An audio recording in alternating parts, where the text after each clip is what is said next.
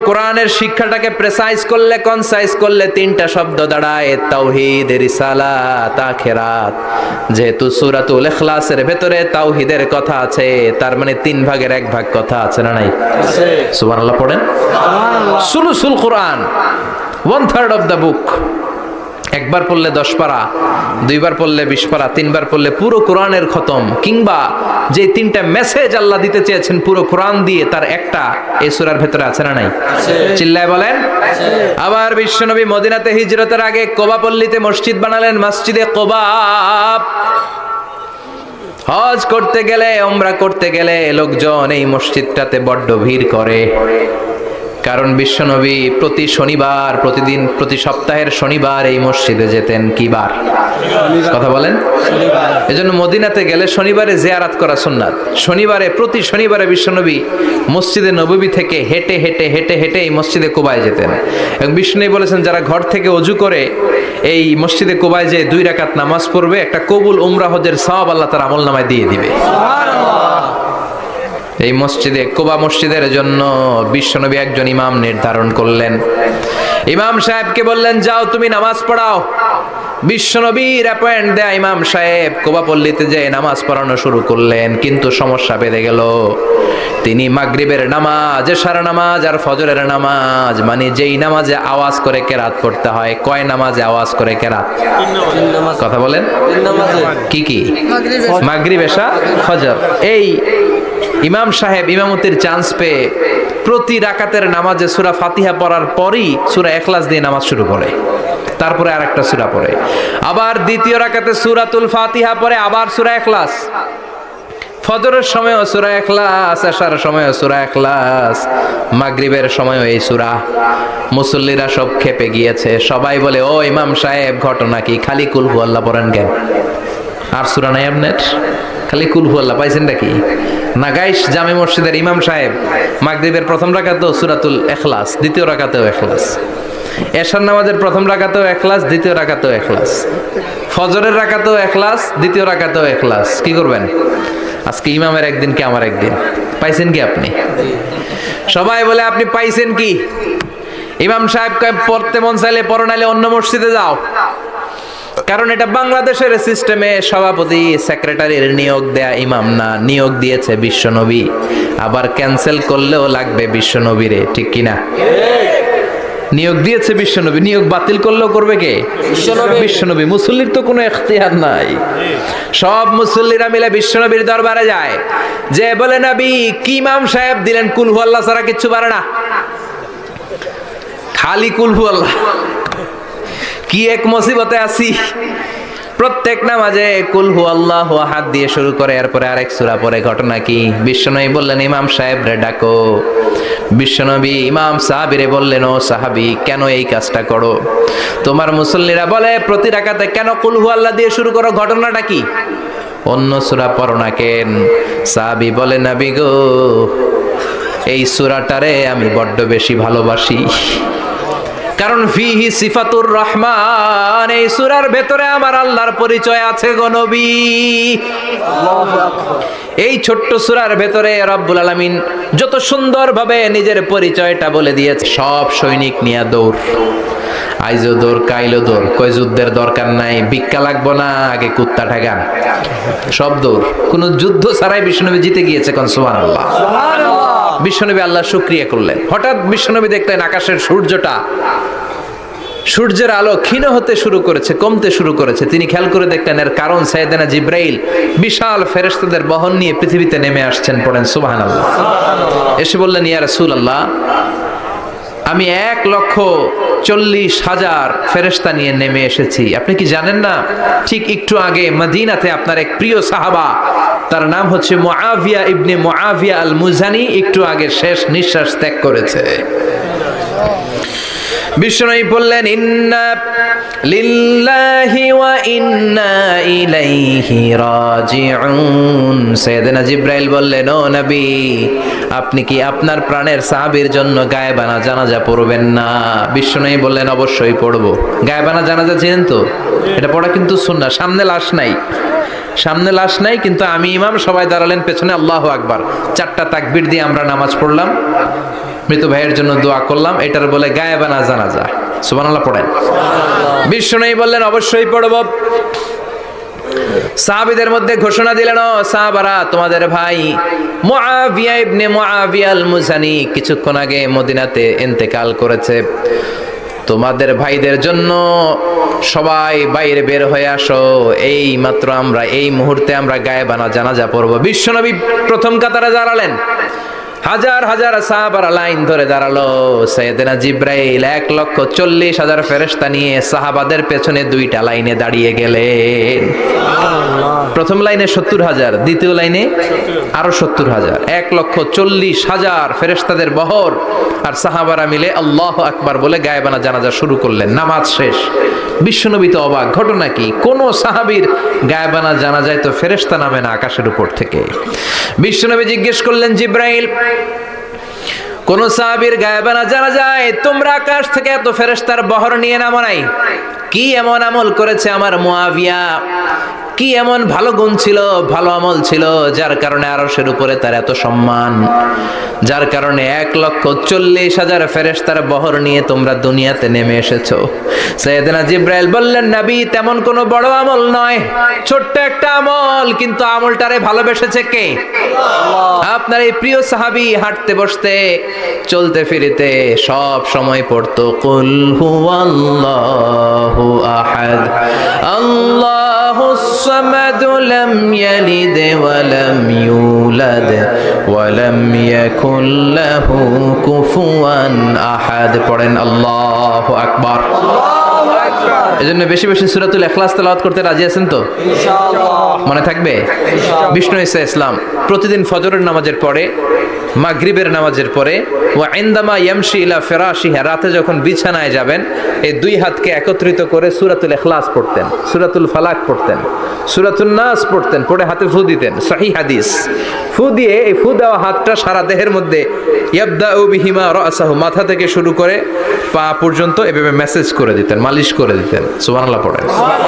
This is a protection you take from your lord, from all the bad eyes, evil eyes, সব হিংসুকের চোখ থেকে, হিংসা থেকে, সব জাদুটোনা থেকে, সব ব্ল্যাক ম্যাজিক থেকে আপনি প্রোটেকশন চাইলেন কার কাছে? আল্লাহর কাছে। সকালবেলা যদি এই 3টা সূরা পড়ে ফু দেন, এটাকে আরবিতে বলে কুল আস-সালাসা, কারণ এই 3টা সূরা শুরুতেই কুল আছে না নাই? আছে। কুল হুয়াল্লাহু আহাদ, কুল আউযু বিরাব্বিল ফালাক, কুল আউযু বিরাব্বিন নাস। এজন্য 3টাকে আরবিতে বলে কুল আস-সালাসা, মানে 3 কুল। কি বলে? 3 কুল। সূরাতুল ইখলাস, সূরাতুল ফালাক, সূরাতুন নাস। ফজরের পরে, মাগরিবের পরে আর বিছানায় যাওয়ার সময় 2 হাত একত্রিত করে ফু দিবেন, সারা গায়ে মেসেজ করবেন। মনে থাকবে? আজকে থেকে মনে থাকবে তো? কালকে থেকে এটার আমল করা যাবে না? আবার মা এসে বলতেন, আমার যদি স্বাস্থ্য খারাপ লাগতো, নবীর কাছে দোয়া চাইতে যাইতাম, বলতাম, নবী স্বাস্থ্যটা খারাপ, কি করব? বিশ্বনবী বলতেন, তুমিও সূরাতুল ইখলাস, সূরাতুল ফালাক, সূরাতুল নাস পড়ে হাতের মধ্যে ফু দিয়ে সারা দেহে মালিশ করে দাও। সুবহানাল্লাহ পড়েন। বিশ্বনবীর প্রতিদিনকার একটা আমল, দৈনন্দিন একটা আমল। আবার বিশ্বনবী একবার সিজদায় পড়ে আছেন, হঠাৎ করে লাদাগাতহু আকরাব, একটা বিচ্ছু পোকা বিশ্বনবীকে কামড় দিল। এটাও সহিহ হাদিস। প্রচন্ড ব্যথা। বিচ্ছু পোকার কামড় যারা খেয়েছেন তারাই জানেন ব্যথা কেমন, বেশি না কম? বিচ্ছু চিনেন তো? কি বলেন আগাইছে? বিচ্ছু কয়। এই বিচ্ছু পোকা কামড় দিয়েছে, প্রচন্ড ব্যথা পেয়েছে বিশ্বনবী। বিশ্বনবী বললেন, লানাতুল্লাহি আলাল আকরাব, এই বিচ্ছুর উপর আল্লাহর লানত। মুসল্লিও চিনে না, নবীও চিনে না, কামড় তো দিয়ে বসছে। বিশ্বনবী বললেন, লবণের পানি গরম দাও। লবণের পানি আনা হলো। বিশ্বনবী বললেন, আঙ্গুলের মধ্যে ঢালো। পানি ঢালতে শুরু করা হলো, আর বিশ্বনবী পড়তে আরম্ভ করলেন, কুল হুয়াল্লাহু আহাদ আল্লাহুস সামাদ লাম ইয়ালিদ ওয়া লাম ইউলাদ ওয়া লাম ইয়াকুল লাহু কুফুয়ান আহাদ। পড়েন আল্লাহু আকবার। এজন্য সূরাতুল ইখলাস, এটা যেন আমাদের দৈনন্দিনকার একটা আমল হয়, প্রতিদিন যেন আমরা এটা পড়ি, তাহলে আমল নামা সওয়াব দিয়ে পূর্ণ করে দিবে কে? এই মাক্কি সূরাটি কেন এবং কোন সিচুয়েশনে কোন পরিস্থিতিতে মক্কায় নাজিল হলো তার একটা ব্যাকগ্রাউন্ড আছে। এটাকে বলে শানে নুজুল। কেন নাজিল হলো শুনতে মনে চায়? কষ্ট হচ্ছে না তো? আলোচনা কি কঠিন হচ্ছে না সহজ? আন্ডারস্ট্যান্ডেবল, বোধগম্য হচ্ছে? বোঝা যায় না? বোঝা যায়? আলহামদুলিল্লাহ পড়েন। মক্কার লোকেরা এসে বিশ্বনবীরে ধরলো, ইয়া মুহাম্মদ বাইয়িন লানা সাল্লাল্লাহু আলাইহি ওয়াসাল্লাম বাইয়িন লানা নাসাবা রাব্বিক। ও আব্দুল্লাহর বেটা মুহাম্মদ, তোমার রবের নসবনামা বর্ণনা করো। কি নামা? কথা কন। নসবনামা বুঝেন তো কি? হ্যাঁ, বংশ পরিচিতি। মাশাআল্লাহ। নসবনামা মানে বংশ পরিচিতি, বংশধারা, বংশ তালিকা। যেমন আমার নাম মিজানুর রহমান, আব্বার নাম আলী আহমদ, দাদার নাম জাইনুল আবিদিন, তার বাপের নাম মাকরাম। এটা আমার বংশ পরিচিতি। তার মানে মিজানুর রহমান ইবনু আলী আহমদ ইবনু জাইনুল আবিদিন ইবনু মাকরাম, এটা আমার নসবনামা। আপনার নাম কি? জালালউদ্দিন। জালালউদ্দিন ভাই। বাবার নাম ইন্তেজালি। ইন্তেজালি। এর বাবার নাম বলে গেছি। হ্যাঁ, ইনসাফ আলী। তার বাবার নাম খেয়ে ফেলাইছি। আপনার আব্বার নাম মোহাম্মদ আব্দুল লতিফ। দাদার নাম তার বাবার নাম। বাবার নাম কি, দাদার নাম কি, পরদাদার নাম কি? বিশ্বনবী রেগে গেলেন। সাইয়েদনা জিব্রাইল বললেন, ও নবী রাখবেন না, রেগে যাওয়ার দরকার নাই। ওদের প্রশ্নের উত্তর দেওয়ার জন্য ছোট্ট একটা সূরা আরশের উপর থেকে নাজিল করেছে কে? ও নবী, ওদের মুখের উপর আপনি শক্ত ভাষায় বলে দেন আল্লাহর কোন নসবনামা নাই, আল্লাহর বাবা দাদা কিচ্ছু নাই। আপনি পড়েন কুল হুয়াল্লাহু আহাদ আল্লাহুস সামাদ লাম ইয়ালিদ ওয়া লাম ইউলাদ ওয়া লাম ইয়াকুল লাহু কুফুয়ান আহাদ। পড়েন সুবহানাল্লাহ। কুল হুয়াল্লাহু আহাদ। ও নবী আপনি বলেন তিনি হলেন আল্লাহ, তিনি হলেন আহাদ, একক, এক একক। আল্লাহুস সামাদ, তিনি অমুখাপেক্ষী। লাম ইয়ালিদ ওয়া লাম ইউলাদ, জন্ম দেয় নাই, কারো কাছ থেকে জন্ম নেয়ও নাই। ওয়া লাম ইয়াকুল লাহু কুফুয়ান আহাদ, গোটা বিশ্বে তার মতো কেউ নাই, তিনি তার মতো। কাফিররা তো টাসকি খেয়ে গেছে। সুবহানাল্লাহ পড়েন।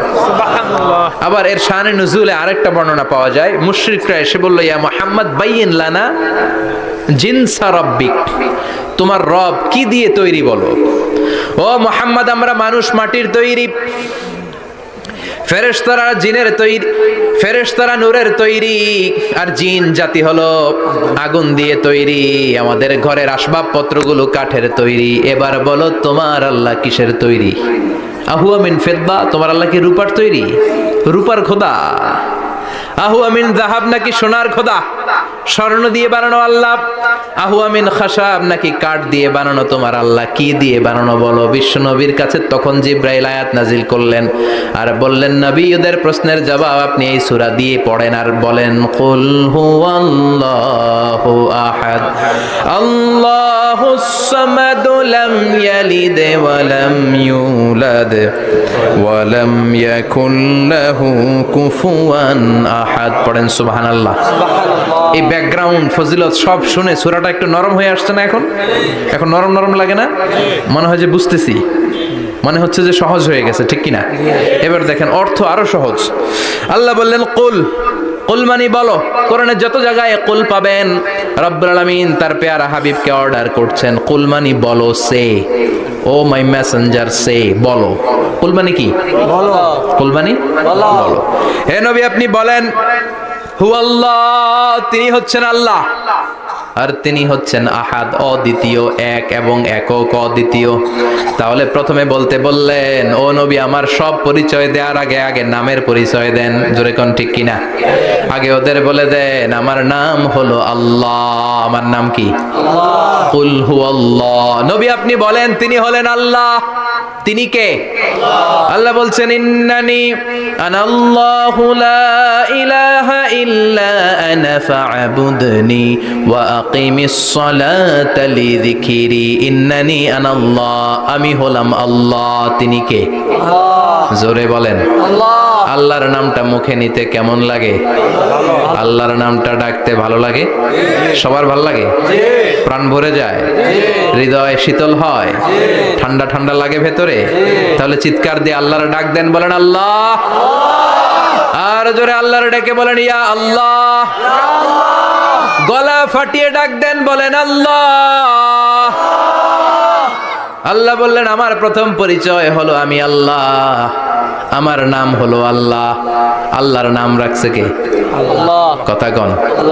আমার নাম রাখছে আমার বাবা, আপনার নাম রাখছে আপনার দাদা, কিন্তু আল্লাহর বাবা আছে নাকি? থাকলে রাখতো, দাদা থাকলে দাদায় রাখতো, কিন্তু আল্লাহর কি বাপ আছে? দাদা নানা? আল্লাহর পিসা হুজুর আছে? অনেকের নাম পিসা হুজুরে রাখে, আছে না নাই? দোয়ার জন্য হুজুর আমি আপনার মুরিদ হুজুর, আমার একটা ছেলে হয়েছে, আপনার নাম রাখা দেন। পরে বলে যে পীর সাহেব হুজুরের নাম রাখছিল, নাগাইশের পীর সাহেব মোস্তাক ফয়জি সাহেব নাম রাখছিল আমার ছেলের, আছে না নাই? আল্লাহর এরকম পীর সাহেব আছে নাকি? আল্লাহর দাদা বাবা আছে নাকি? এজন্য আল্লাহ বলেন আমার নামটা আমি আল্লাহ নিজেই রেখেছি। পড়েন সুবহানাল্লাহ। আবার এই পৃথিবীতে আল্লাহ ছাড়া আর কারো নাম কোনোদিন আপনি আল্লাহ শুনেছেন নাকি? শুনে থাকলে হাত তোলেন। শুনছেন? বাংলাদেশে কত মানুষ? 16 কোটি, 17 কোটি, 18 কোটি। কইতে থাকেন 20 কোটি নিয়ে যান এমনি। আসলে কয় কোটি? 18 কোটি মনে হয় বর্তমানে। 16 কোটি তো অনেক আগের হিসাব। 18 কোটি মানুষ এই দেশে। এই 18 কোটি মানুষের মধ্যে কারো নাম আল্লাহ শুনছেন? কথা কন। আমেরিকাতে, এত বড় মহাদেশ, পুরো আমেরিকায় কারো নাম আল্লাহ? গোটা বিশ্বে আরেকজনের নাম আল্লাহ আছে? এমনকি ফেরাউন, সেও নিজের আল্লাহ বলে নাই। ফেরাউনের মতো এত কুখ্যাত ইন্টারন্যাশনাল সন্ত্রাসী আসে। ফেরাউন ইন্টারন্যাশনাল ওয়া মা ফিল আরদি ওয়া হুয়া বিকুল্লি শাইইন আলিম। এবার লিল্লার লামটা যদি কেটে দেন থাকে লাহু। লাহু দিয়ে কোরআনে পরিচয় আছে না নাই? একটা দুইটা? কথা বলেন। লাহুল মুলকু ওয়া লাহুল হামদু ওয়া হুয়া আলা কুল্লি শাইইন কাদির। এবার লাহুর লামও যদি বাদ দিয়ে দেন হয় না? হয় নাকি? দ্বিবচন হয় না, স্ত্রীলিঙ্গ হয় না? হয়। আল্লাহর স্ত্রীলিঙ্গ আছে? বহুবচন আছে? কিন্তু ঈশ্বরের স্ত্রীলিঙ্গ আছে না নাই? কথা কন। কি? ঈশ্বরী। ভগবানের?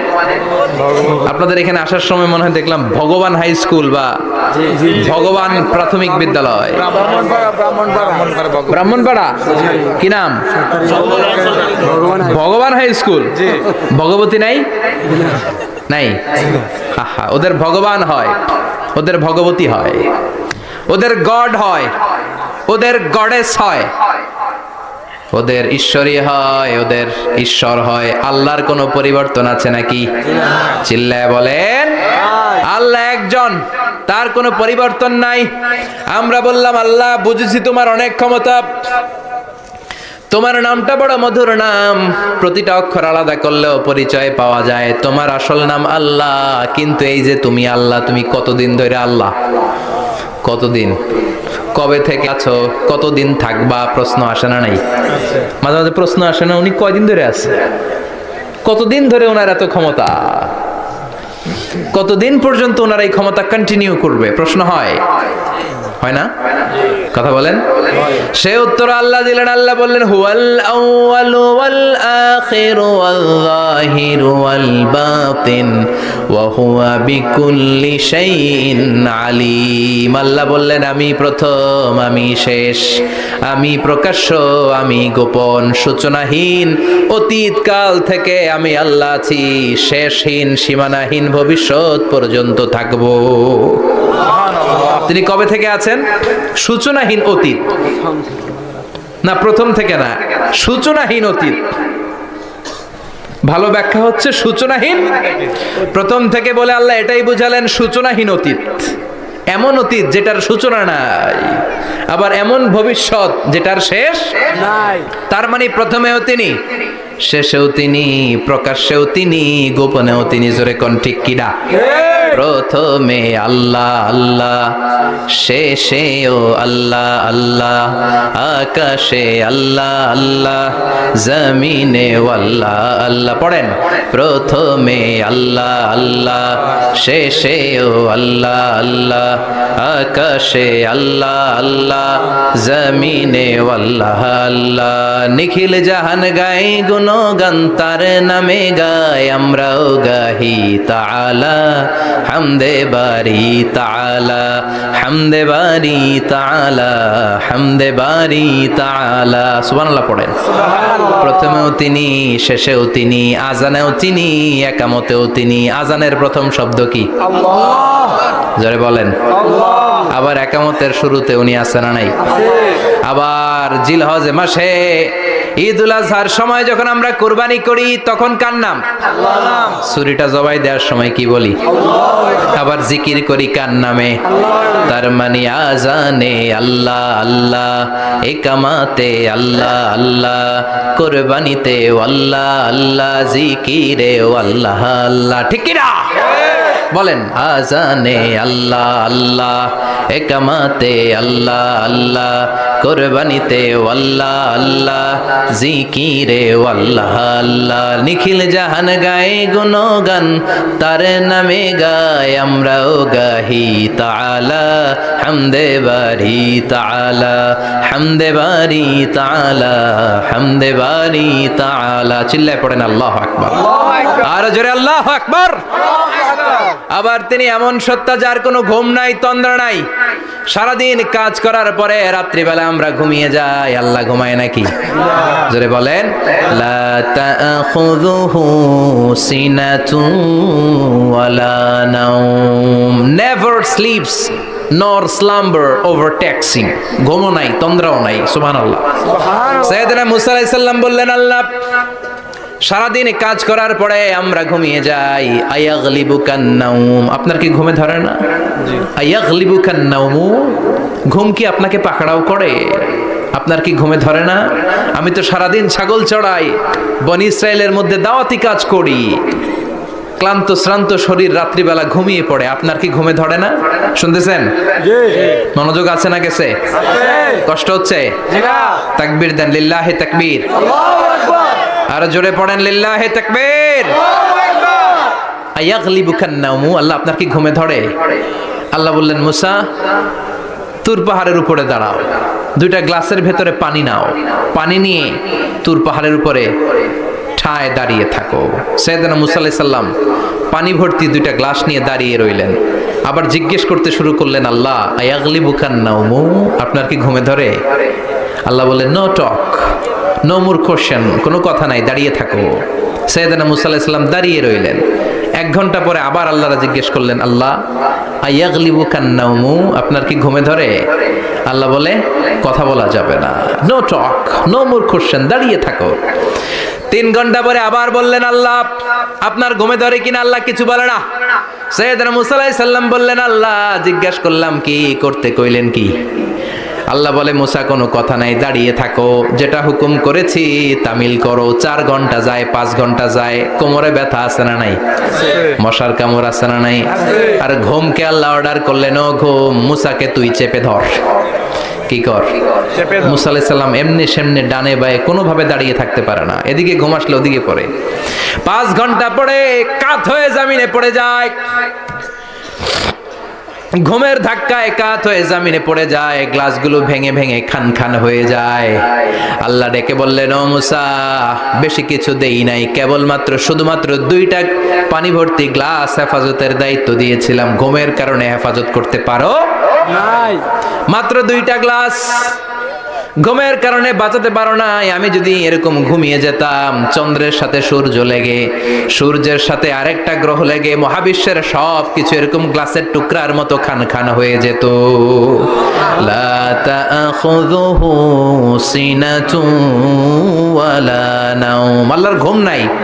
ঘুমের আগে যে অনেকের ঝিমুনি ধরে, তন্দ্রা ধরে, এই তন্দ্রাও নাই। চিল্লায় বলেন সুবহানাল্লাহ।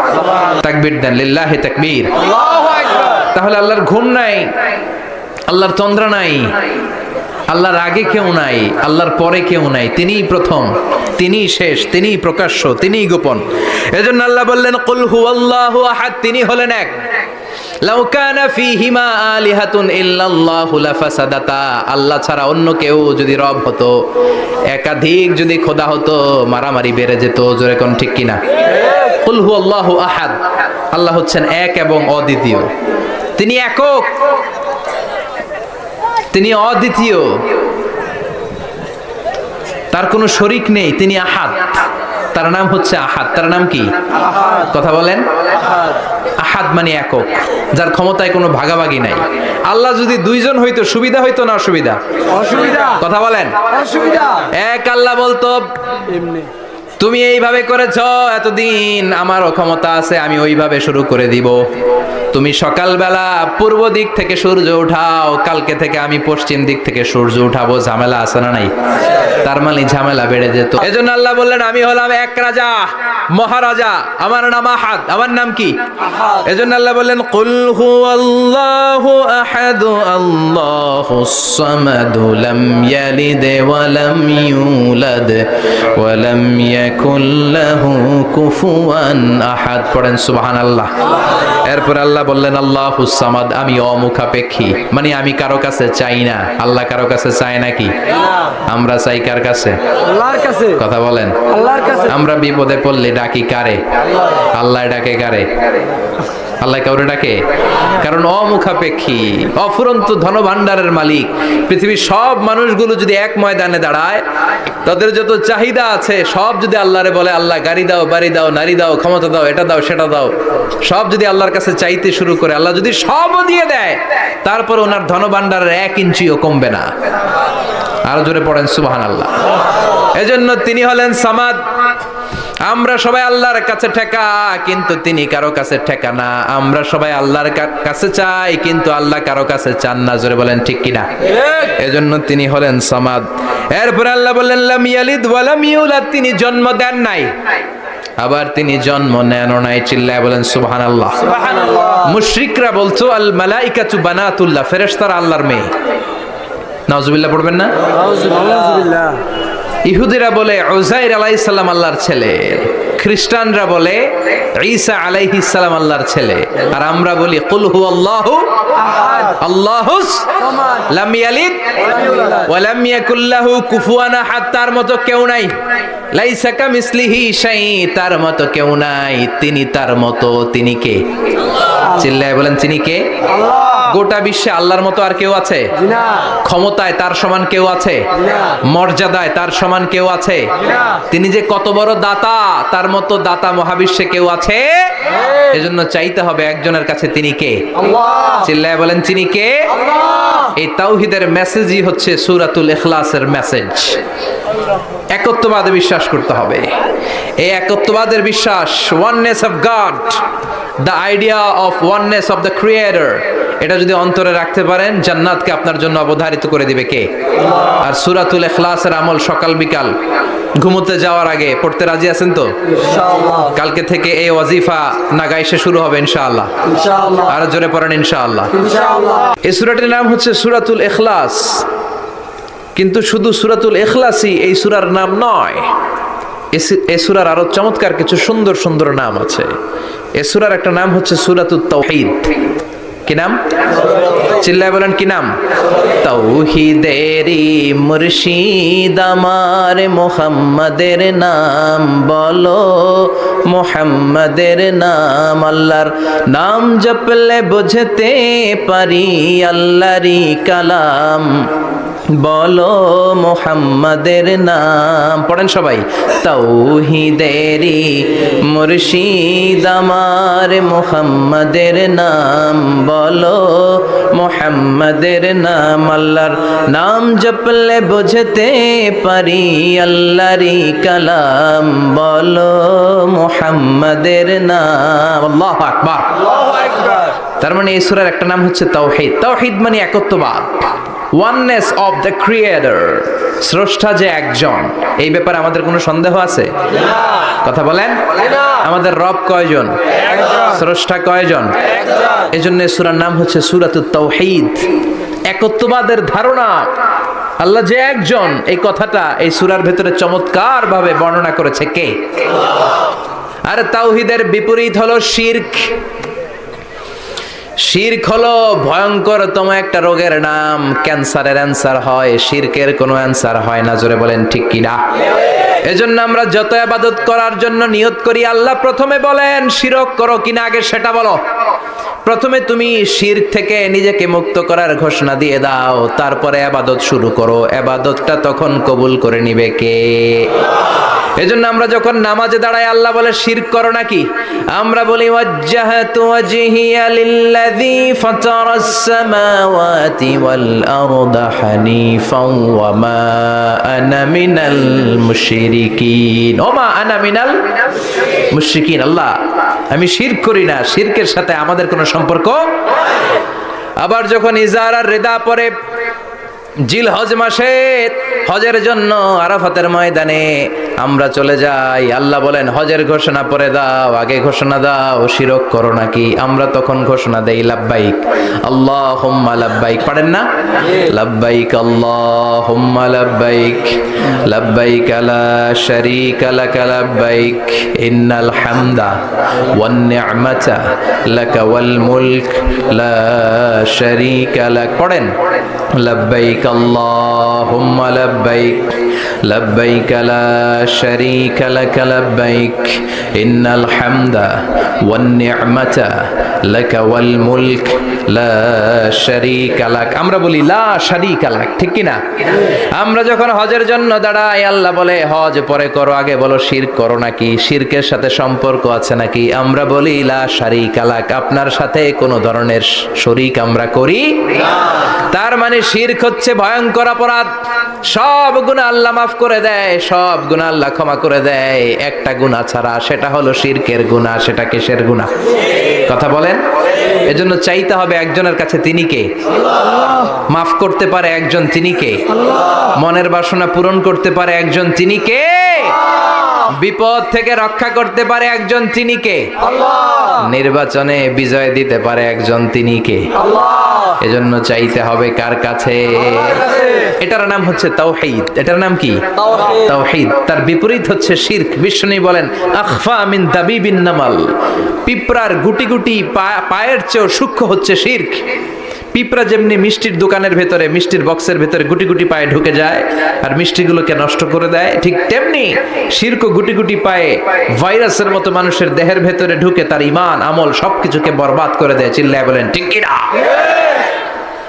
এজন্য আল্লাহ ডেকে বলেন গোলাম, কিয়ামতের কঠিন ময়দানে পাহাড় পরিমাণ গুনাহ নিয়ে যদি তোমরা আমার কাছে আসো, আর ওই পাহাড় পরিমাণ গুনার ভেতরে যদি কোনো শিরকের গুনাহ না থাকে, তাহলে আমি আল্লাহ পাহাড় পরিমাণ ক্ষমা নিয়ে তোমার কাছে হাজির হয়ে যাব।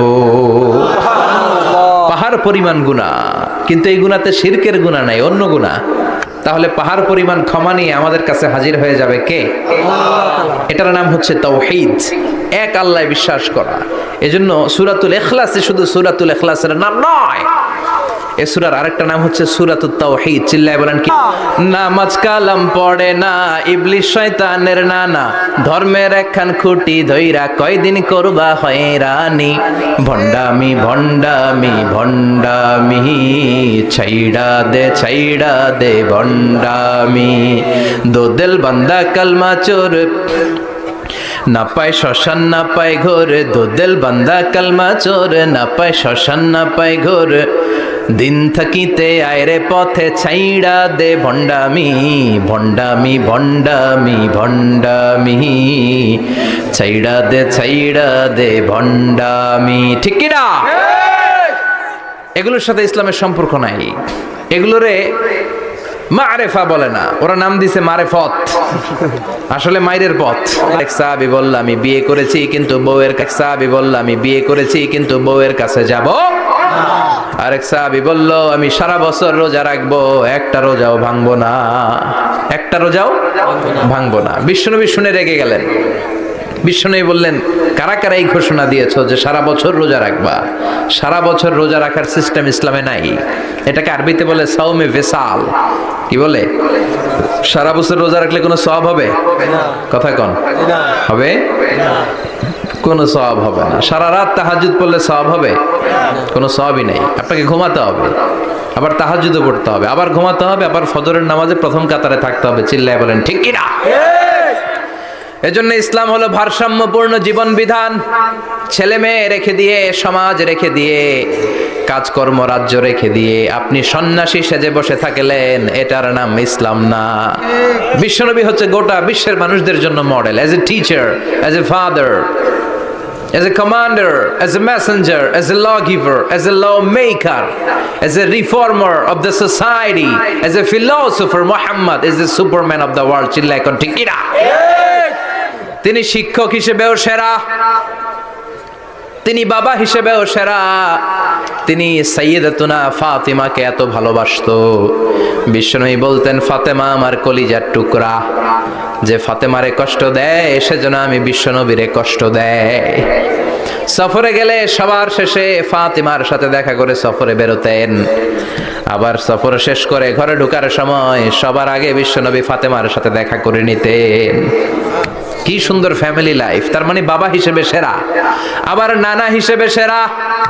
হাসান হুসাইন ছিল রায়হানা চাইন, বিশ্বনবীর পারফিউম। বিশ্বনবী বলতেন রায়হানা চাইনি ফিদ দুনিয়া, হাসান এবং হুসাইন হলো দুনিয়ার বুকে আমার সুগন্ধি। হাসান হুসাইনের দেহের মধ্যে এমন কোনো জায়গা নাই যেই জায়গায় বিশ্বনবীর দুইটা ঠোঁট লাগে নাই। হাসান হুসাইনের দেহের প্রতিটা জায়গায় বিশ্বনবী চুমু দিয়েছেন। হাসান কোলে উঠলে হুসাইন উঠতে চাইতো, হুসাইন উঠতে চাইলে হাসান উঠতে চাইতো। বিশ্বনবীকে ঘোড়া বানিয়ে হাসান কাঁধে উঠতো, আবার হাসানকে নামিয়ে দিয়ে হুসাইন কাঁধে উঠতো। তার মানে নানা হিসেবে সেরা। জোরে বলেন ঠিক কিনা? নবী হিসেবে সেরা। বিশ্বনবীর সাথে গোটা বিশ্বের কোন নবীর কোনো তুলনা চলে নাকি? কোনো তুলনা চলে না। সব দিক দিয়ে তিনি সেরা, সবার জন্য আদর্শ। এই জন্য ইসলাম হচ্ছে it's a very balanced religion, ভারসাম্যপূর্ণ জীবন বিধান। আপনার যা মন চাইবে মারেফতের নামে আপনি চাইলেই করতে পারবেন। বিশ্বনবীর শেখানো সুন্নাহ পথে চললে অল্প করলেও এটাতে বরকত দিবে কে? আল্লাহ। অল্পতেও সওয়াব দিবে কে? আল্লাহ। এজন্য সূরার একটা নাম হলো সূরাতুল মা'রিফা। মা'রিফা মানে জানা বা চিনা। এই সূরা পড়লে আল্লাহরে জানা যায়, এই সূরা পড়লে আল্লাহকে চেনা যায়। চিল্লায় বলেন ঠিক কিনা? তার মানে দুইটা নাম জানলাম। একটা হচ্ছে সূরাতুত তাওহীদ। চিল্লায় বলেন কি নাম?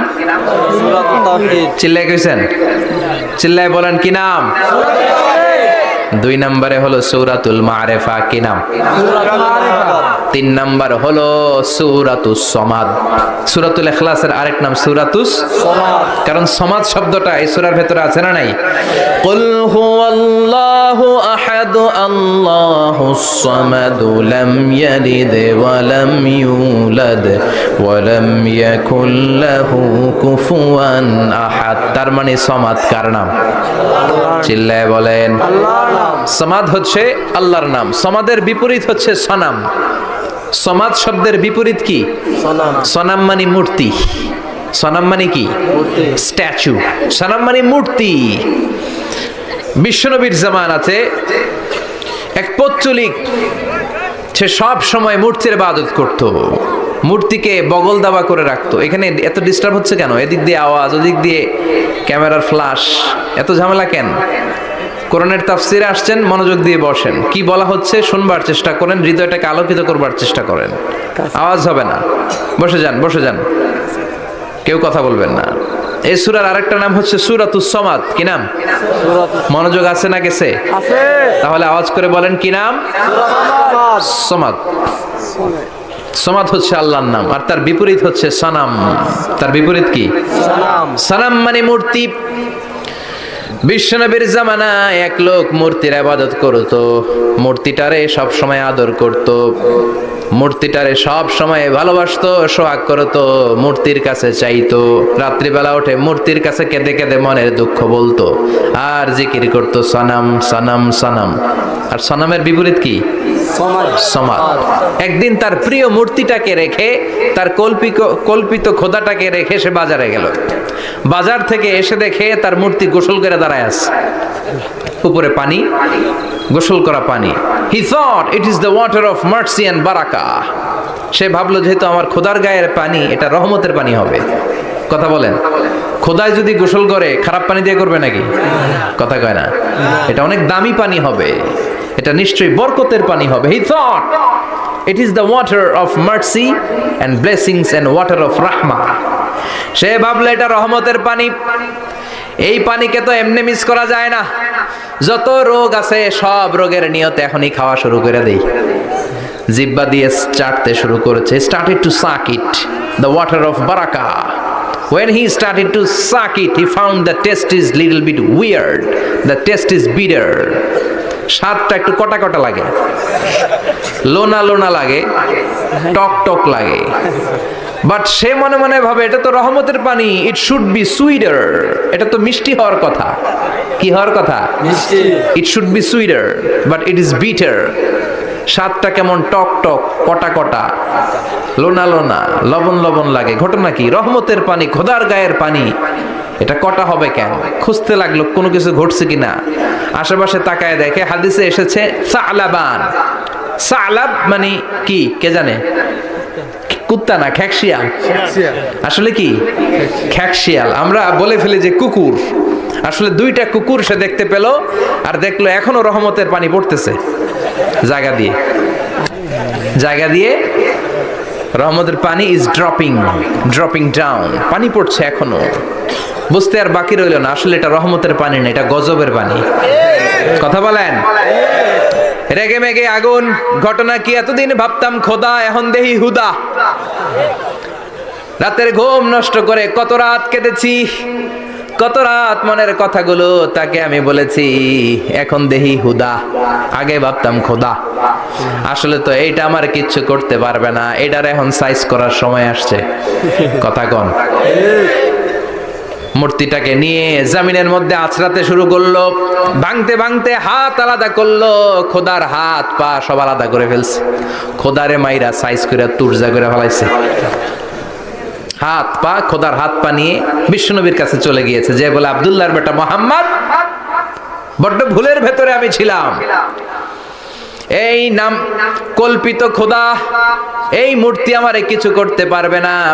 যে নিজেকে খ্যাকশিয়ালের পেশাব থেকে নিজের দেহটারে বাঁচাতে পারে না, এই খ্যাকশিয়ালের পেশাব থেকে যে নিজের রক্ষা করতে পারলো না, সে কিয়ামতের দিন কঠিন মুসিবতের কালে জাহান্নামের আগুন থেকে আমারে কেমনে বাঁচাবে?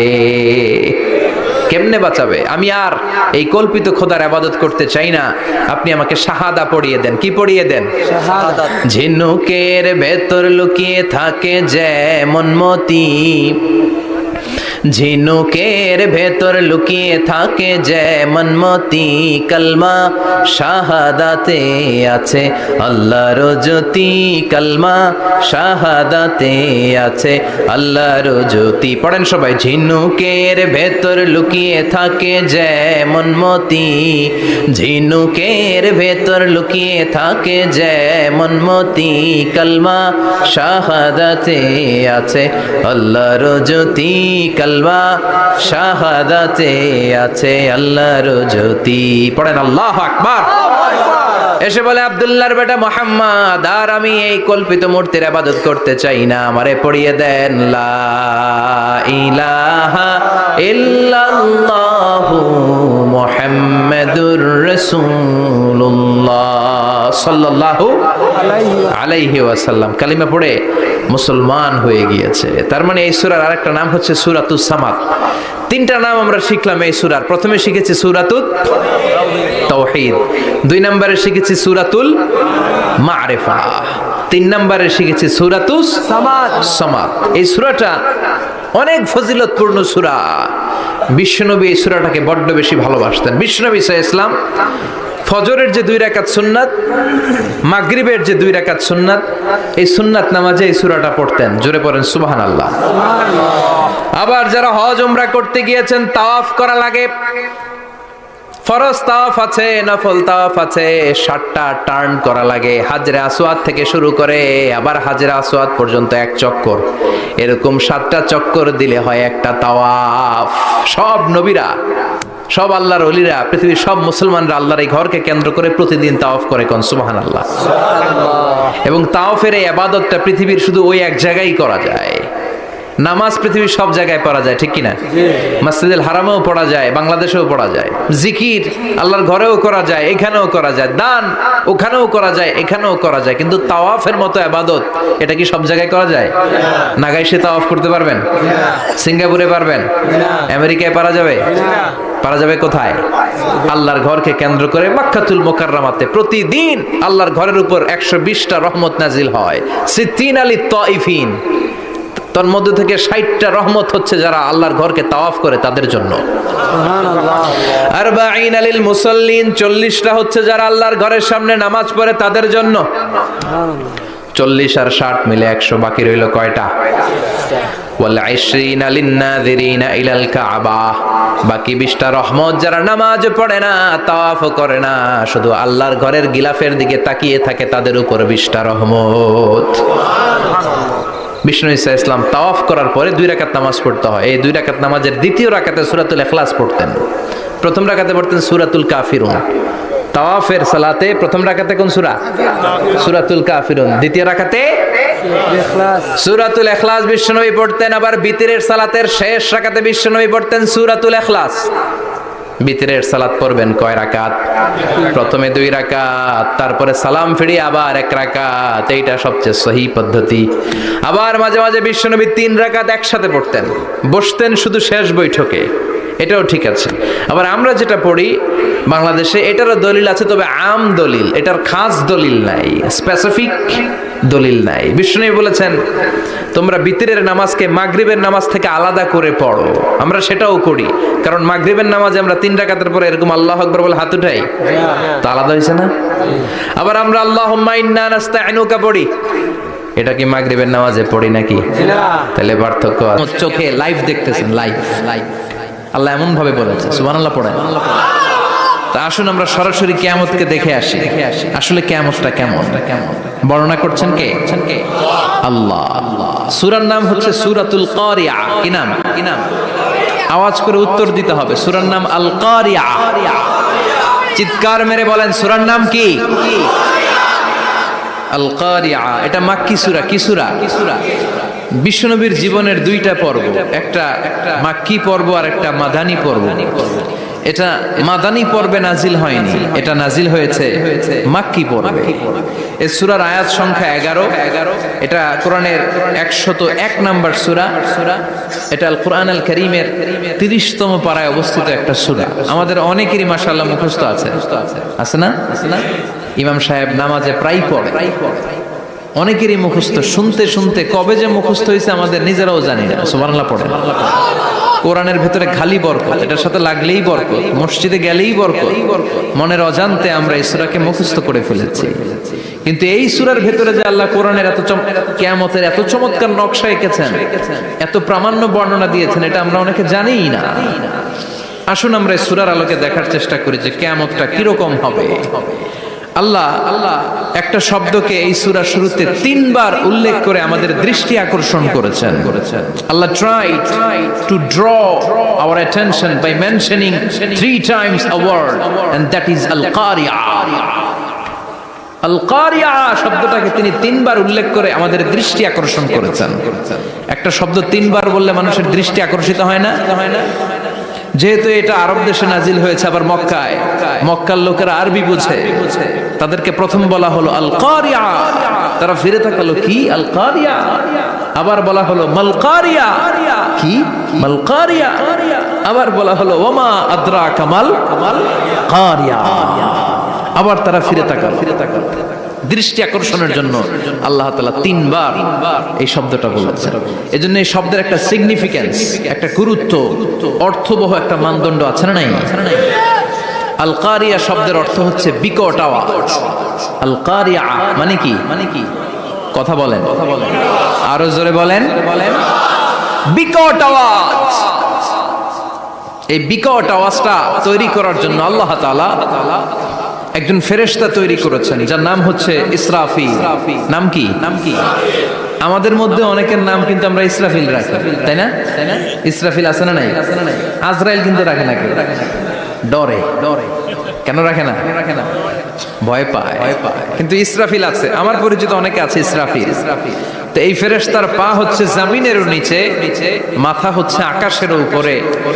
এই ফেরেশতার কাজ হচ্ছে ওই বিকট শব্দ তৈরি করা। উনি একটা সাইরেনের মধ্যে ফু দিবেন, হুইসেল দিবেন, ট্রাম্পেট। ওই ট্রাম্পিটে, ওই সাইরেনে, ওই হুইসেলে ফু দিলেই শুরু হয়ে যাবে আল কারিয়া। মাল ওমা আদরাকা মাল। এই ফেরেশতার দায়িত্বই হচ্ছে ওই বাঁশির মধ্যে ফু দেয়া। Whistle, siren, trumpet. আরবিতে এটাকে বলা হয় আসুর। ইদা নুফিখা ফিস সূরি নাফখা ওয়াহিদা, যখন তিনি ওই সিংহে একটা ফু দিবেন সব লন্ডভন্ড হয়ে যাবে, কিচ্ছু খুঁজে পাওয়া যাবে না। আল্লাহ ওনাকে তৈরি করেছেন শুধু এই হুইসেলের মধ্যে, বাঁশির মধ্যে 3টা ফু দেওয়ার জন্য। কয়টা? উনি সৃষ্টির শুরু থেকেই এই বাঁশিটাকে 2 ঠোঁটের মাঝখানে রেখে আল্লাহর আরশের দিকে তাকিয়ে আছে, and just waiting for the green signal. আল্লাহর পক্ষ থেকে সবুজ সংকেতের অপেক্ষায়। যখনই আল্লাহর অর্ডার করবেন তখনই শুরু হয়ে যাবে আল কারিয়া।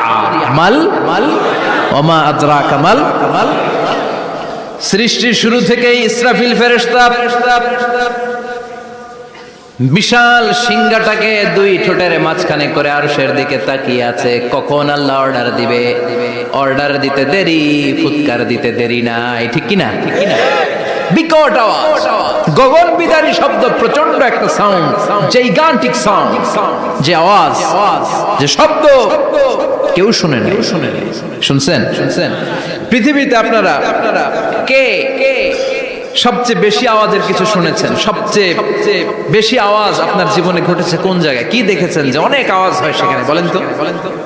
হ্যাঁ, বজ্রপাত। বজ্রপাতের আওয়াজ আপনি শুনেছেন, বিকট আওয়াজ, তাই না? বজ্রপাতকে আঞ্চলিক ভাষা আপনারা কি বলেন? হ্যাঁ, ঠেড়া। অনেক জায়গাতেই বলে ঠেড়া। নোয়াখালীতে বলে ঠেড়া হচ্ছে, হেতের উপরে আল্লাহ ঠেড়া হচ্ছে। আছে না নাই?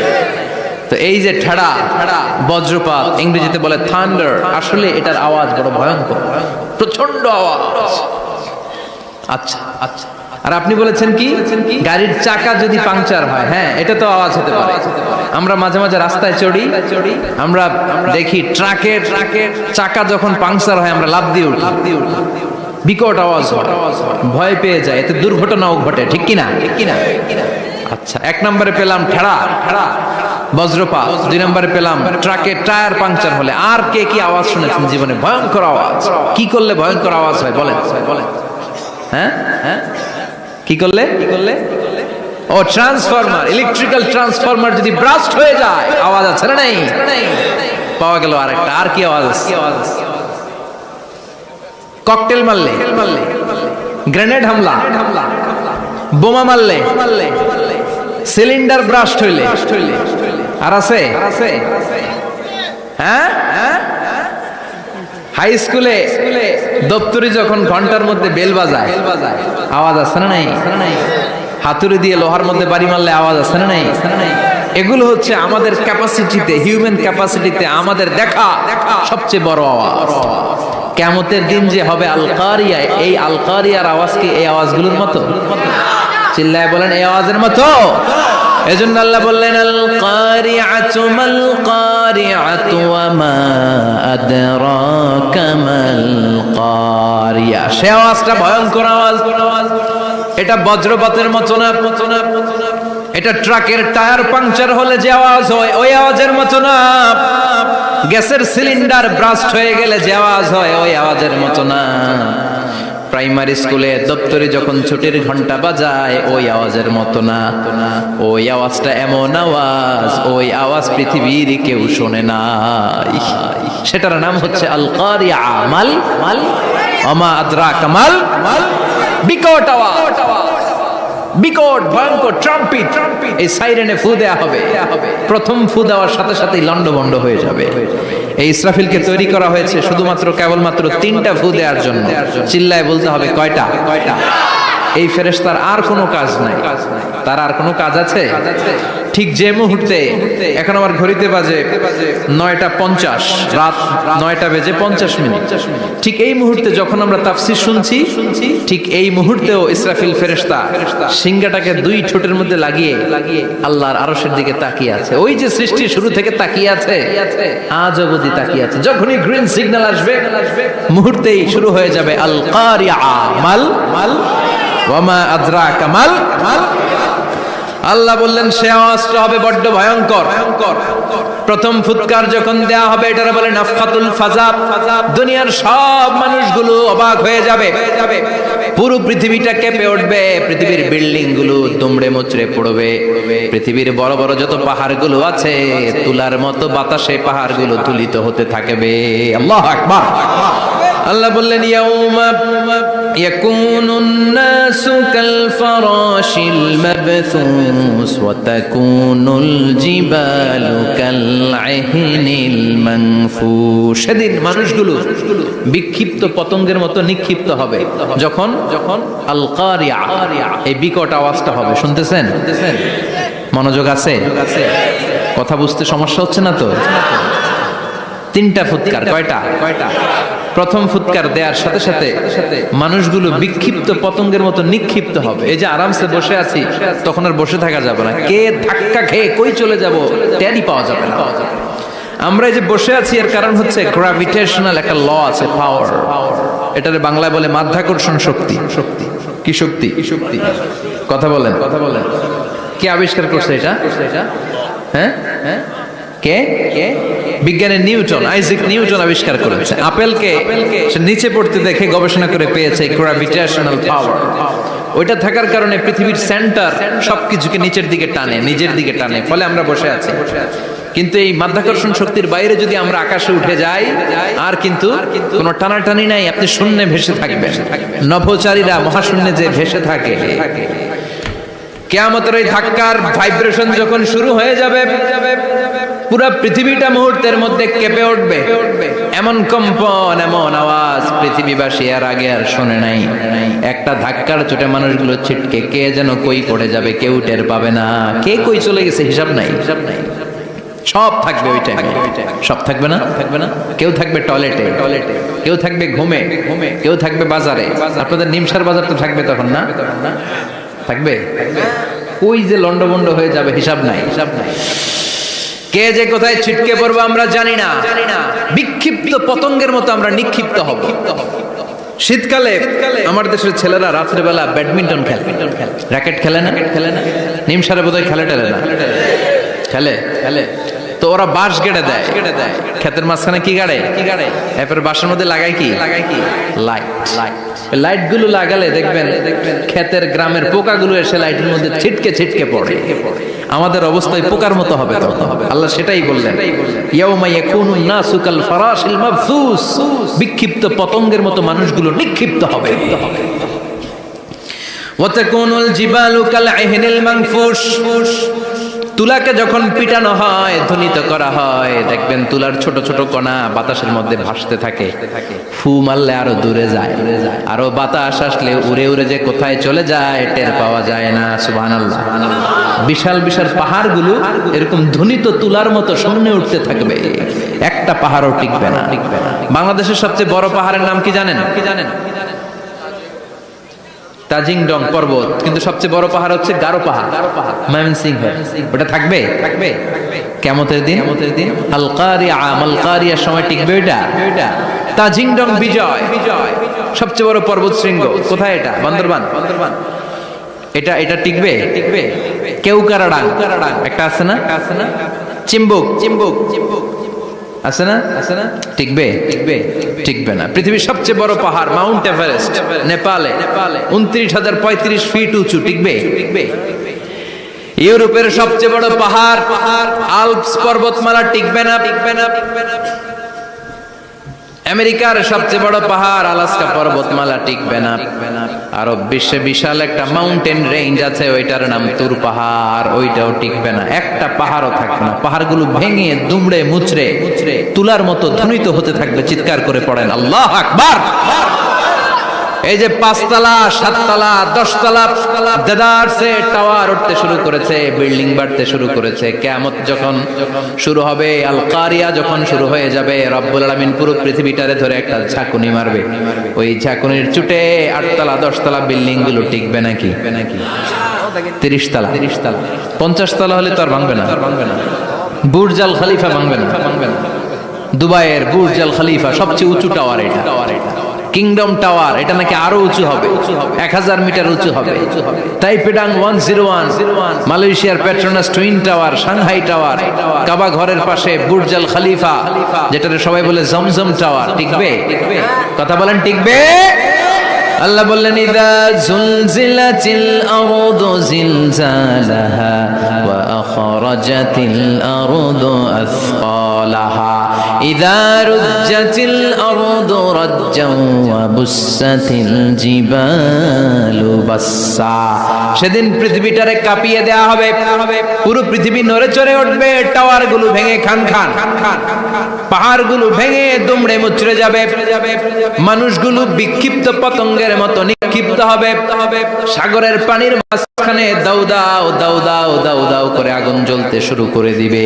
আল্লাহু আকবার। নকশাকে দিছেন আল্লাহ, নকশাকে দিছে না? সুবহানাল্লাহ পড়ে।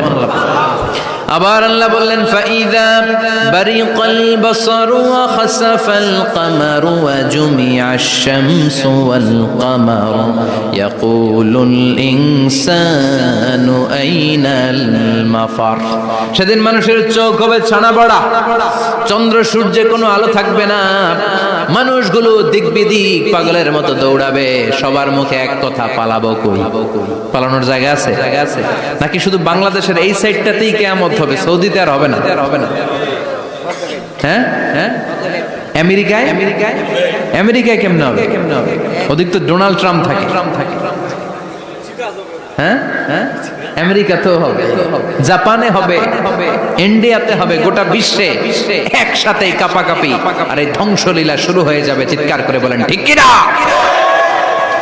আল্লাহ বলেন ইয়াউমা নাতমিস সামা কাতাইয়িস সিজিল লিল কুতুব। আকাশ আর আকাশ থাকবে না। কাগজ যেমনি আমরা এরকম ফোল্ড করে ফেলি, ভাঁজ করে ফেলি, মন চাইলে কাগজকে যেমনি আমরা এরকম হাতের মধ্যে গুটিয়ে নেই, সেদিন আকাশটারে হাতের মধ্যে গুটিয়ে নিবে কে? মানুষগুলো পাগলের মতো দৌড়াবে। কেউ থাকবে টয়লেটে, কেউ হসপিটালে, কেউ মাজারে, কেউ বাজারে, যে যেখানে থাক শুরু হয়ে যাবে কিয়ামতের এই ভয়াবহ দৃশ্য। দুধের বাচ্চাকে রেখে দিয়ে মা দৌড়ে পালাবে। দুধের বাচ্চা রেখে মা কোথাও যায়? কলিজার টুকরা এটা, দুধের বাচ্চা, এটারে ফেলে মা কোথাও যায় না। কিন্তু কিয়ামতের এই ঝাঁকুনির দৃশ্য দেখে আল কারিয়া মাল ওয়া মা আদরাকা মাল, এই দৃশ্য দেখে দুধের বাচ্চারে রেখে মা দিবে দৌড়। অনেক গর্ভবতী মহিলা থাকবে এই কিয়ামতের সময়ে, যাদের পেটের ভেতরে 2 মাসের বাচ্চা, 3 মাসের বাচ্চা, অপরিপক্ক অপরিণত, বাচ্চাটা এখনো বড় হয় নাই, কোন বাচ্চার হাত পা এখনো হয় নাই। কিয়ামতের এই ভয়ঙ্কর দৃশ্যটা দেখে জায়গার মধ্যে 3 মাসের অপরিণত বাচ্চাটা, রব্বুল আলামিন বলেন ইয়া আইয়ুহাল্লাযীনা আমানু কু আনফুসাকুম ওয়া আহলিকুম নারা ওয়াকুদুহান নাসু ওয়াল হিজারা আলাইহা মালাইকাতুন গিলাযুন শিদাদুন লা ইয়াসুনাল্লাহা মা আমারাহুম ওয়া ইয়াফআলুনা মা ইউমারুন। সুবহানাল্লাহ পড়েন। আল্লাহ ডেকে বলেন, গোলাম নিজেরাও জাহান্নামের আগুন থেকে বাঁচো, নিজেদের পরিবারদেরকেও জাহান্নামের আগুন থেকে বাঁচাও, নিজেও জাহান্নামের আগুন থেকে বাঁচো, নিজের মাকেও বাঁচাও, নিজেও বাঁচো, বাবাকেও বাঁচাও, নিজেও জাহান্নামের আগুন থেকে বাঁচো, নিজের স্ত্রীকেও বাঁচাও, নিজেও জাহান্নামের আগুন থেকে বাঁচো, নিজের সন্তান সন্ততিদেরকেও বাঁচাও। ঠিক কিনা? নাকি আপনি একা জান্নাতে যেতে চান? আমি জান্নাতে, আমার বাবা জাহান্নামে, এটা ভাল লাগবে? আমি জান্নাতে, আমার মা জাহান্নামে, এটা আমরা চাই? আমি জান্নাতে, আমার স্ত্রী জাহান্নামে, আমি জান্নাতে, আমার ছেলেরা জাহান্নামে, এটা চাই আমরা? আমরা চাই সবাই মুমিন পরিবার দুনিয়াতে যেমনি একসাথে, আমরা জান্নাতেও থাকবো একসাথে। আওয়াজ করে বলতে হবে, ঠিক কিনা? কু আনফুসাকুম ওয়া আহলিকুম নারা, নিজেও জাহান্নামের আগুন থেকে বাঁচো, পরিবারকেও বাঁচাও, নিজেও জান্নাতি হতে হবে, পরিবারের সব সদস্যদেরকেও জান্নাতি সদস্য বানাতে হবে। এজন্য আল্লাহর হাবিবকে আল্লাহ পাক আদেশ করছেন, ওয়ামুর আহলাকা বিসসালাতি ওয়াসতাবির আলাইহা। ও নবী, আপনি একা নামাজ পড়লেই হবে না, আপনার কন্যা ফাতেমার নামাজের কথা বলেন, আপনার কন্যা জাইনাবকে নামাজের কথা বলেন, রুকাইয়াকে নামাজের কথা বলেন, উম্মে কুলসুমকে নামাজের কথা বলেন, আপনার প্রাণাধিক প্রিয় স্ত্রী খাদিজাকেও নামাজের কথা বলেন, আপনার স্ত্রী আয়েশারেও নামাজের কথা বলেন। ঠিক কিনা? নামাজ একা বললে হবে না, আপনিও নামাজে যাবেন, সন্তানটারেও নামাজে নিয়ে যাবেন। মসজিদে পারা যাবে না?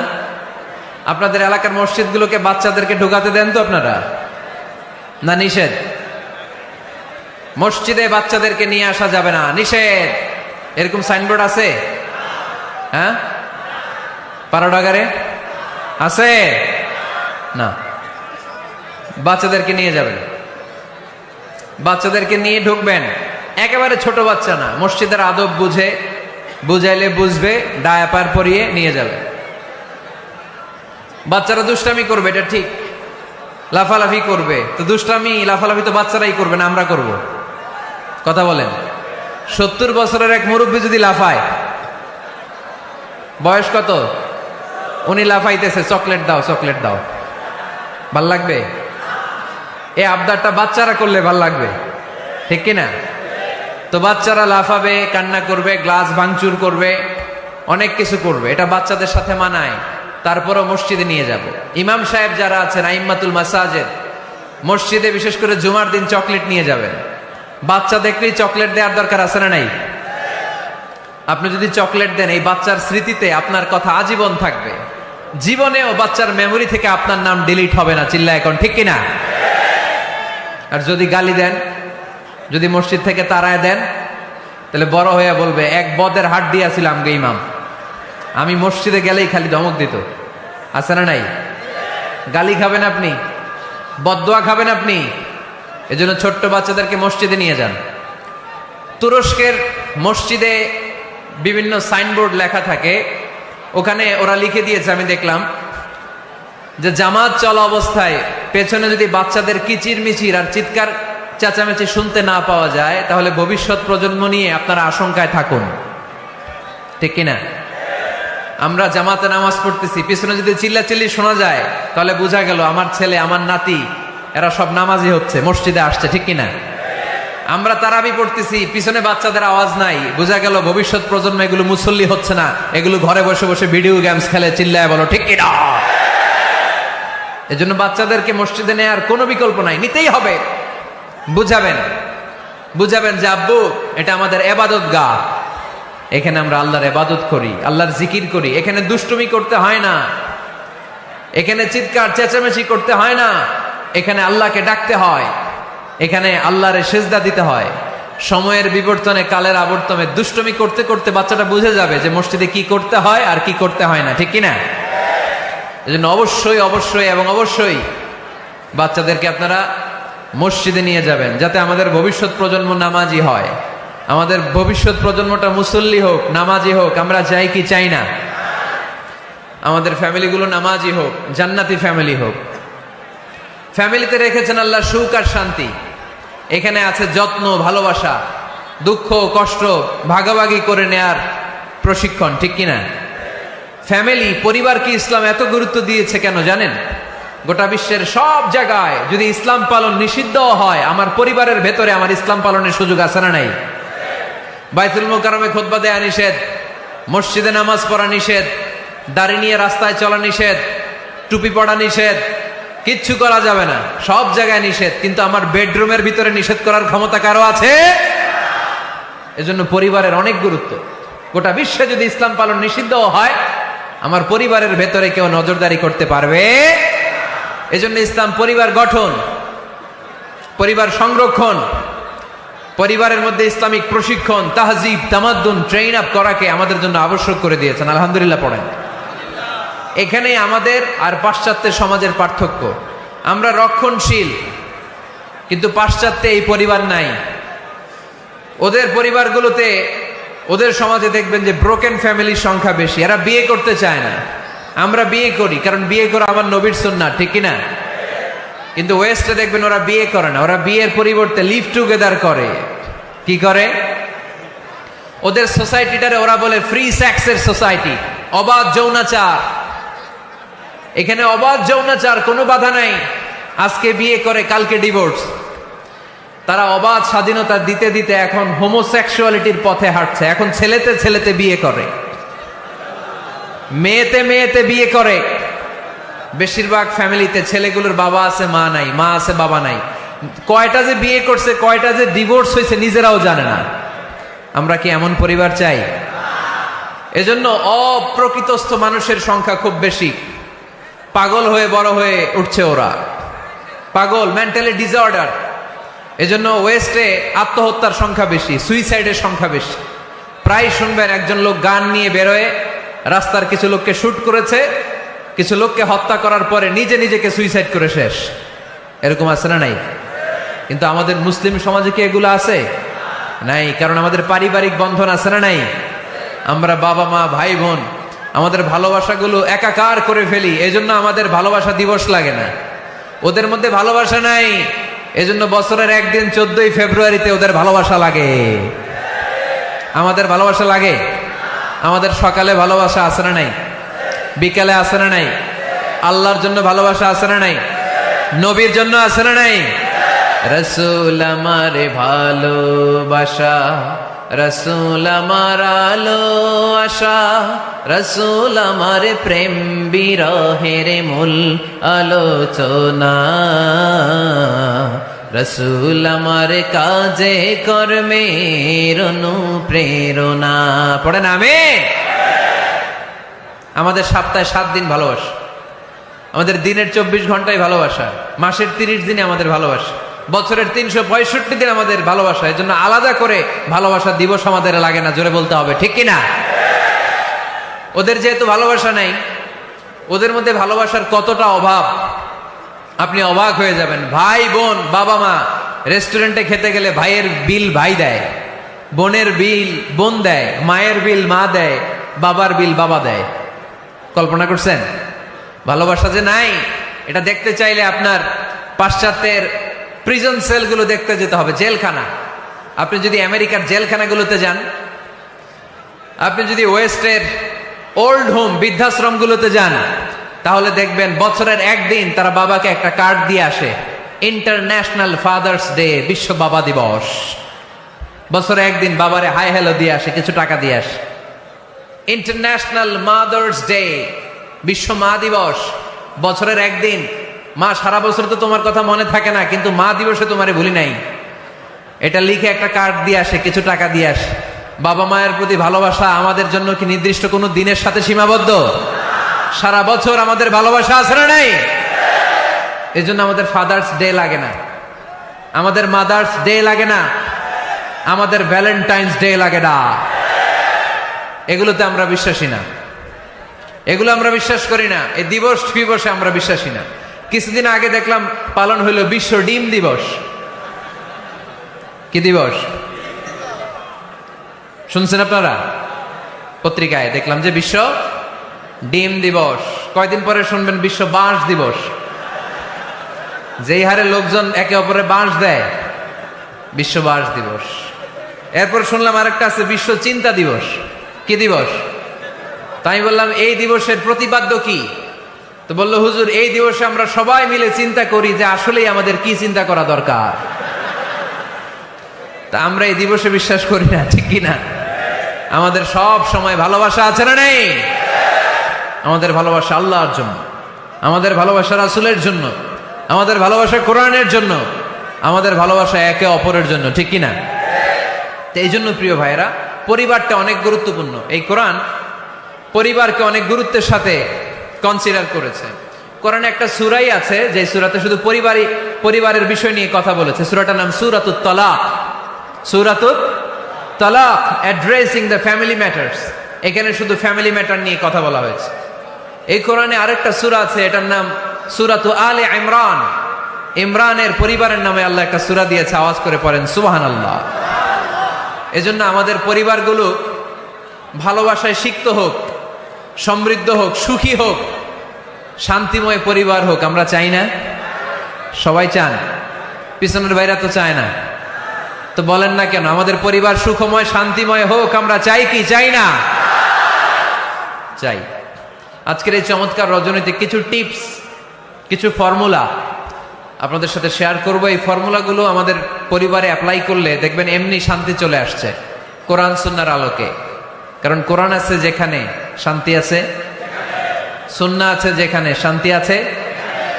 মূল আলোচনা আমরা শুরু করছি। আপনারা মনোযোগী হয়ে কথা বন্ধ করে কান দুটো খরগোশের কানের মধ্যে খাড়া করে শুনুন। এই মাহফিলগুলো তখনই সার্থক হবে যখন এখান থেকে কিছু আমরা নিয়ে যেতে পারবো, ঠিক কি না? কিভাবে পরিবারে শান্তি আসবে?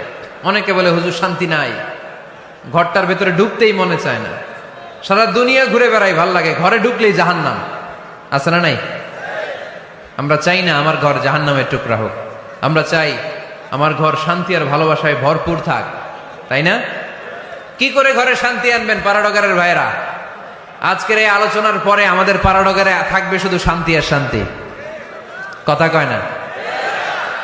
ইনশাল্লাহ পড়েন। ঘরে শান্তি আনার প্রথম মাধ্যম হচ্ছে ঘরে ঢুকেই সালাম দিবেন। এখন মারামারি লাগবে, কে আগে দিবে? আই না হেতি? হেতি কইব আন্নে দেন, আর আন্নে কইবেন হেতি দেখ। ঠেলাঠেলি আছে না নাই? এই ইগো প্রবলেম আমাদেরকে শেষ করে দিল। Ego, dominating attitude. কে বড়? কেউ বড় না, বড় একজন, তিনি কে? এজন্য আমরা পড়ি আল্লাহু আকবার। আকবার মানে কি? আকবার মানে তিনি সবচেয়ে বড়। তো শান্তি আনার প্রথম ফর্মুলা হচ্ছে শান্তির বাণী ঘরে ঢুকাইতে হবে। এখন ঘরে শান্তির বাণী ঢুকান না, শান্তি আসবে কোত্থেকে? সালাম অর্থ কি? কথা বলেন। সালাম সালাম হাজার সালাম সকল শহীদ স্মরণে, আমার হৃদয় রেখে যেতে চাই তাদের স্মৃতির চরণে। পড়েন আমিন। আমাদের সকল ভাষা শহীদ আর মুক্তিযোদ্ধা, তাদের প্রতি আজকের এই মাহফিলের পক্ষ থেকে আমরা জানাচ্ছি সালাম। শান্তি ছড়িয়ে পড়ুক বিশ্বময়। আমরা কি যুদ্ধ চাই? কি চাই? তো শান্তির বাণীটাকে ঘরে ঢুকান, দেখবেন দরদর করে শান্তি নেমে আসতেছে। তাহলে পরিবারে শান্তি আনার প্রথম টিপস হচ্ছে ঘরে ঢুকে আগে কি দিবেন? সবাই বলেন কি দিবেন? রব্বুল আলামিন বলেন فَإِذَا دَخَلْتُمْ بُيُوتًا فَسَلِّمُوا عَلَىٰ أَنفُسِكُمْ تَحِيَّةً مِّنْ عِندِ اللَّهِ مُبَارَكَةً طَيِّبَةً। অবিশ্বাসীরা শোনো শোনো, তোমরা যখন তোমাদের ঘরে প্রবেশ করবে, ঘরে প্রবেশ করার পর সর্বপ্রথম তোমার যেই কাজ, প্রথম কাজটা হলো ঘরের মধ্যে যারা আছে সবাইকে সালাম দিয়ে দাও। কি দিয়ে দাও?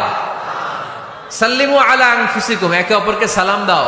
তাহিয়াতাম মিন ইনদিল্লাহ, এটা আল্লাহর পক্ষ থেকে অভিবাদন পদ্ধতি। মুবারাকাতান তাইয়্যিবা, এর চেয়ে বরকতময় বাণী, এর চেয়ে পবিত্র বাণী আর হতে পারে? কি সুন্দর বাণী! আসসালামু আলাইকুম ওয়া রাহমাতুল্লাহ। ইউরোপিয়ানরা বলে গুড মর্নিং, গুড ইভিনিং, আছে না নাই? গুড মর্নিং মানে কি? শুভ সকাল, ঠিক কি না? গুড ইভিনিং মানে কি? শুভ সন্ধ্যা। পৃথিবীর অনেক জায়গা আছে যেখানে কোনো সকাল নাই, যেখানে কোনো সন্ধ্যা নাই। এরকম জায়গা আছে না নাই? আপনারা ভূগোল পড়ছেন না? এই পৃথিবীর এমন এমন জায়গা আছে যেখানে 6 মাস দিন, ওইখানে রাত নাই, তো এখানে গুড ইভিনিং আসলে কোত্থেকে? কথা বলেন। আরেক জায়গা আছে 6 মাস রাত, কোনো সকাল নাই, তো এখানে গুড মর্নিং বলা যাবে? কিন্তু সালাম এটা সব জায়গায় বলার সুযোগ আছে না নাই? এজন্য শান্তি যদি ঘরে ঢুকাতে চাই, ঘরে ঢুকেই সালাম। আমি আপনাদেরকে সালাম দিচ্ছি, উত্তর দেন। আসসালামু আলাইকুম ওয়া রাহমাতুল্লাহ। এবার আপনারা সালাম দেন, আমি উত্তর দিব। ওয়া আলাইকুম আসসালাম ওয়া রাহমাতুল্লাহ। এই তো শান্তি চলে আসছে। আলহামদুলিল্লাহ পড়বেন না? আজকে মাহফিল শেষেই অ্যাকশন, ডাইরেক্ট। আজকে থেকে ডাইরেক্ট অ্যাকশন, দেরি করা যাবে না। ভালো হয়ে যাব হুজুর, ভালো হয়ে যাব, কালকে থেকে শুরু করো হুজুর, কালকে থেকে। ওই কালকে ওর জীবনে আর আসে নাই, চিল্লা এখন, ঠিক কিনা? ভালো হয়ে যাব বলে অনেক লোক কবরে পড়ে আছে। আগামীকাল থেকে নামাজ ধরবো বলে বলে বসে থাকা লোকগুলো এরকম কবরে পড়ে আছে, ওদের জীবনে আগামীকাল আর আসে নাই। ভালো হবো কখন? এখন থেকে, আজকে থেকেই সালামের প্র্যাকটিসের দরকার আছে না নাই? এজন্য ওয়াজের মাঝখানে একটু প্র্যাকটিস করাই নিলাম। ঘরে ঢুকেই আগে সালাম দিবেন, আপনি আগে দিবেন, ভাবি পরে দেখ, অসুবিধা নাই, ঠিক কিনা? আর ভাবি যদি আগে দিতে পারে তাও সমস্যা নাই। আপনি ভাবিকে সালাম দিচ্ছেন, ভাবি আপনাকে দিচ্ছে। আপনাদের এই প্রতিযোগিতা দেখে বাচ্চারা কি শিখবে? বেশি প্রসিডিউর বেশি। প্রথমে আগে অনুমতি নেবেন, তারপরে কি দিবেন? তাহলে নিজের ঘরে হোক, অন্যের ঘরে হোক, ঘরে ঢুকে আমরা কি দিব? আওয়াজ করে বলতে হবে মুসলমান, ঘরে ঢুকে কি দিব? সালাম। আল্লাহর হাবিব সাল্লাল্লাহু আলাইহি ওয়াসাল্লাম, সহিহ মুসলিমের হাদিস, তিনি বললেন, আওয়ালা আদুল্লুকুম আলা শাই ইযা ফাআলতুমুহু তাহাবাবতুম। আমি কি তোমাদের এমন একটা আমলের কথা বলবো না যেটা তোমরা প্র্যাকটিস করলে একে অপরের মধ্যে ভালোবাসা বেড়ে যাবে? সাহাবারা বলল, ইয়া রাসূলুল্লাহ বলেন, সে আমলটা কি? আল্লাহর হাবিব সাল্লাল্লাহু আলাইহি ওয়াসাল্লাম বললেন, আফশুস সালামা বাইনাকুম, নিজেদের মধ্যে সালামের প্র্যাকটিস করো, দেখা হলে আগে সালাম দিয়ে দাও। আল বাদিউ বিসসালামি বারিউম মিনাল কিবর, আগে আগে যে সালাম দেয় তার অন্তর থেকে অহংকার মুক্ত করে দেয় কে? যাদের অন্তরে ইগো বেশি, অহংকার বেশি, আগে সালাম দিবেন। কয়েকদিনের ব্যবধানে দেখবেন আর ইগো নাই। আমি চাই আজকে থেকে শুরু করে সামনের 7 দিন এই পাড়াডগারে আমি সালাম সপ্তাহ ঘোষণা করলাম। কি সপ্তাহ? শোনেন নাই কোথাও? বৃক্ষরোপণ সপ্তাহ আছে না নাই? হ্যাঁ, বাণিজ্য মেলা সপ্তাহ আছে না নাই? এই সপ্তাহ, সেই সপ্তাহ, ক্রিকেট সপ্তাহ আছে না নাই? আজকে এই 6 জানুয়ারি রাতে আমরা ঘোষণা দিলাম, সামনের 7 দিন পাড়াডগারে কি সপ্তাহ পালন হবে? আওয়াজ করে বলেন, সালাম সপ্তাহ। সাইয়েদনা আদম আলাইহিস সালামকে যখন আল্লাহ তাআলা তৈরি করলেন, লাম্মা খালাকাল্লাহু আদামা ওয়া কানা তুলুহু 60 যিরাআন, আদম আলাইহিস সালামকে যখন আল্লাহ তাআলা বানালেন 60 হাত লম্বা বানালেন। কয় হাত লম্বা? আমরাও যখন জান্নাতে যাব আমাদেরকে 60 হাত লম্বা করে জান্নাতে ঢুকাবে কে? সুবহানাল্লাহ পড়বেন না? আদম আলাইহিস সালামকে তৈরির পরই আল্লাহ বলেন, আদম জিকির করো, আদম সেজদা দাও, আদম নামাজ পড়ো। আল্লাহ প্রথম যে অর্ডারটা করেছেন সেটা হচ্ছে সাল্লিম, আদম সালাম দাও। কি দাও? আরো জোরে। এর কারণ আগে যে সালাম দেয় তার অন্তর থেকে অহংকার মুক্ত করে দেয় কে? আল্লাহ। একটা মাত্র অহংকারের কারণে ইবলিস সে হয়েছে জাহান্নামীদের সর্দার। আল্লাহ চেয়েছেন এই অহংকার যেন আদমের হৃদয়ে বাসা না বাঁধে, তাই হৃদয় থেকে অহংকার তুলে দেওয়ার জন্য প্রথমেই আল্লাহ তাআলা আদম আলাইহিস সালামকে সালামের প্রশিক্ষণ দিয়ে দিলেন। পড়েন সুবহানাল্লাহ। সাইয়েদনা আদমকে তৈরির পরে আল্লাহ বললেন, আদম সাল্লিম আলা উলাইকান নাফার, ও আদম সেজদা দেওয়ার দরকার নাই, জিকির করার দরকার নাই, অন্য কিছু করার দরকার নাই। সৃষ্টি করার পরে তোমার প্রতি আমার প্রথম আদেশ হলো ফেরেশতাদেরকে মুহূর্তেই তুমি সালাম দিয়ে দাও। কি দিয়ে দাও? আদম আলাইহিস সালাম আদেশ আসা মাত্রই সালাম দিলেন, মুহূর্তেই আদম আলাইহিস সালামের হৃদয় থেকে অহংকার দূর করে দিল কে? এজন্য আমরাও আগে আগে সালাম দিব, আগে আগে। মুরব্বীরা বাচ্চাদেরকে দিবেন, বাচ্চারা মুরব্বীদেরকে দিবেন। বসে থাকে, আমি মুরব্বী, আমি দিব কেন? ও আমারে দিব, বেয়াদব আছে না নাই? না, এগুলো বললেন না, বেয়াদব না বলে একটা কাজ করবেন। বেয়াদব না বলে আপনি সালাম দিয়ে দিবেন। বেয়াদব না বলে কি বলবেন? সালাম দিয়ে দিবেন। দেখবেন বারবার যখন সালাম দিবেন, বাচ্চাটা বা ছেলেটা লজ্জায় পরে কিছুদিন পরে ওই বাচ্চাই আপনার আগে সালাম দেওয়া শুরু করবে, ঠিক কিনা? আমরা বদলা নিব না, আমরা বদলে দিব। মুসলমানরা কি বদলা নেয়? কি করে? বদলে দেয়। আমরা বদলা নেই না, আমরা বদলে দেই, ঠিক কিনা? আমাদের আচরণে, আমাদের বিনয় দিয়ে, আমাদের ভালোবাসা দিয়ে আমরা বদলে দিব। আমাদের ভালোবাসার কাছে হেরে যাবে গোটা পৃথিবী, জিতে যাবে আমাদের ভালোবাসা। চিল্লায় বলেন ঠিক কিনা? আগে সালাম দেন, আগে আগে সালাম দিবেন। জান্নাতীরা যখন জান্নাতে ঢুকবে, ফেরেশতারা প্রত্যেক গেটে খালি বলবে সালাম সালাম সালাম, আল্লাহু আকবার। জান্নাতীরা যখন জান্নাতে ঢুকবে, ফেরেশতারা বলবে সালামুন আলাইকুম তিবতুম ফাদখুলুহা খালিদিন। ও জান্নাতীরা, জান্নাতে প্রবেশ করেন, আল্লাহর পক্ষ থেকে আপনাদের জন্য রইল সালাম। আপনাদের জন্য কি? তাহলে জান্নাতে একে অপরের সাথে দেখা হলে সেখানে কি দেয়া হবে? সালাম। তাই নিজের পরিবারে যারা জান্নাতের আমেজ উপভোগ করতে চান তারা সালাম দিন। পরিবারটারে যারা জান্নাতি বানাতে চান, ঘরে ঢুকেই কি দিবেন? সালাম দিন আর সালামাতে থাকুন। প্রথম ফর্মুলা বুঝতে পারছেন? ঘরে শান্তি আনার প্রথম ফর্মুলা কি? আওয়াজ করে বলতে হবে, সেটা কি? সালাম। 2 নম্বর ফর্মুলা, ঘরে যারা সুখ শান্তি রাখতে চান, ঘরের মধ্যে কোনো ছবি টাঙিয়ে রাখা যাবে না। যাবে? মূর্তি রাখা যাবে না। যাবে? মুসনাদে আহমদ ইবনে হাম্বলের হাদিস, আল্লাহ রাসূল সাল্লাল্লাহু আলাইহি ওয়াসাল্লাম বলেন, লা ইন্নাল মালাইকাতা লা তাদখুলু বাইতান ফীহি তামাসিল ওয়া সূরা। যে ঘরে মূর্তি আছে, যে ঘরে ছবি টাঙিয়ে রাখা হয়, ওই ঘরে আল্লাহর রহমতের ফেরেশতা প্রবেশ করে। চিপায় চাপায় কোনো ছোটখাটো ছবি থাকলে ওটা ভিন্ন কথা, কিন্তু বড় করে টাঙিয়ে রাখা যাবে? আব্বা আম্মা মরে গেছে, অনেকে আব্বা আম্মার ছবি টাঙায় রাখে, রাখা যাবে? আজকে নামায় ফেলবেন, পারা যাবে তো? আচ্ছা। অনেকে বিয়ের ছবি বাঁধায় রাখে, বাঁধায়া ঘরে ঝুলায় রাখে। স্মৃতি, স্মৃতি রাখবার চায়। কি রাখবার চায়? না, স্মৃতি এইখানে রাখেন, ছবি নামিয়ে ফেলবেন। নেতা নেত্রীর ছবি অনেকে টাঙিয়ে রাখে, আছে না নাই? না, নামায় ফেলেন, নামায় ফেলবেন। পীর সাহেবের ছবিও টাঙিয়ে রাখে? না না, এগুলো করবেন না। স্মৃতি যদি রাখতে হয়, বিয়ের ছবি কিংবা ফ্যামিলি গ্রুপ ছবি হতে পারে, আব্বা আম্মা ভাই বোন মিলে আমাদের মতো করে আমাদের পরিসরে আমরা একটা ছবি তুললাম, এই ছবি অ্যালবামের মধ্যে তালাবদ্ধ করে রাখতে হবে, ঠিক কিনা? ঘরের মধ্যে ঝুলিয়ে রাখা যাবে? স্মৃতি সংরক্ষণের জন্য 1-2টা ছবি রাখতে পারেন, অ্যালবামের মধ্যে রাখবেন। কি লাভ? মাঝে মাঝে যখন খুলবেন, 10 বছর আগের ছবি যখন খুলবেন, দেখবেন হায় রে, এই গ্রুপ ছবিতে পাশে আমার দাদা ছিল, আজকে দাদা নাই। আব্বা ছিল, আজকে আব্বা নাই। আমার দাড়িগুলো কালো ছিল, এখন দাড়ি আর কালো নাই, সাদা হয়ে গেছে। মরণের কথা চিন্তায় আছে না নাই? আখিরাতের কথা স্মরণ হবে। তো আজ থেকে আমরা ছবি টাঙিয়ে রাখবো না, নামায়ে ফেলবো। রহমতের ফেরেশতা তো আসতে চায় আপনার ঘরে, আপনি ঢুকার বন্দোবস্তই তো রাখেন নাই। রহমতের ফেরেশতাকে ঢুকার সুযোগই তো আপনি দিচ্ছেন না, ঢুকবে কেমন করে? বিয়ের ছবি, আব্বা আম্মার ছবি, নেতা নেত্রীর ছবি টাঙিয়ে না রেখে অ্যালবাম বন্দি করে রাখেন, প্রয়োজনে দেখবেন। অনেকে বাঘের শোপিস, সাপের শোপিস, কুমিরের শোপিস শোকেসে সাজিয়ে রাখে, আছে না নাই? রহমতের ফেরেশতা আসে না, এগুলো রাখবেন না। কোন প্রাণীর শোকেস, শোকেসের ভেতরে প্রাণীর শোপিস রাখা যাবে না। অনেকে ঘরের মধ্যে পিয়ানো রাখে, পিয়ানো, আছে না নাই? বাঁশি রাখে, বাঁশি, গিটার। সব ভালো, তুই একা বাসিস নে, একটু ভালোবাসিতে দিস মোরে।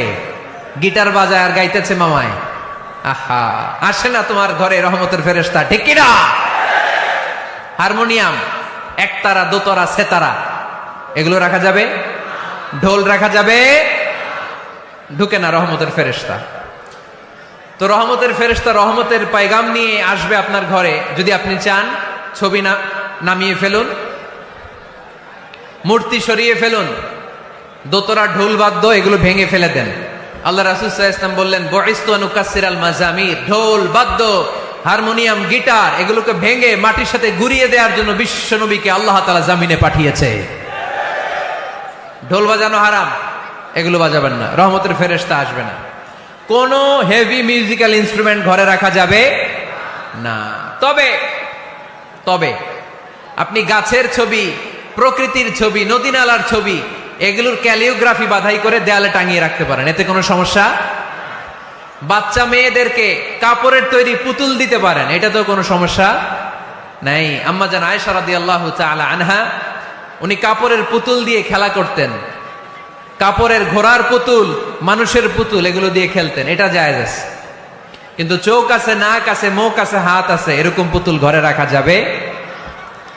দেখেন ইসলামী শরিয়াত কত চেক এন্ড ব্যালেন্স। বাচ্চা মেয়েদের জন্য এটা কেন জায়েজ? কারণ এই মেয়েই কিছুদিন পরে মা হতে চলেছে, ঠিক কিনা? এদের হাতেই লালিত পালিত হবে আগামী প্রজন্ম। দেখবেন বাচ্চা মেয়েরা ছোট্ট ছোট্ট পুতুল দিয়ে খেলা করে, এরা রান্না করে, বাচ্চারা দুধ খাওয়ায়, বাচ্চারা গোসল করায়, আছে না নাই?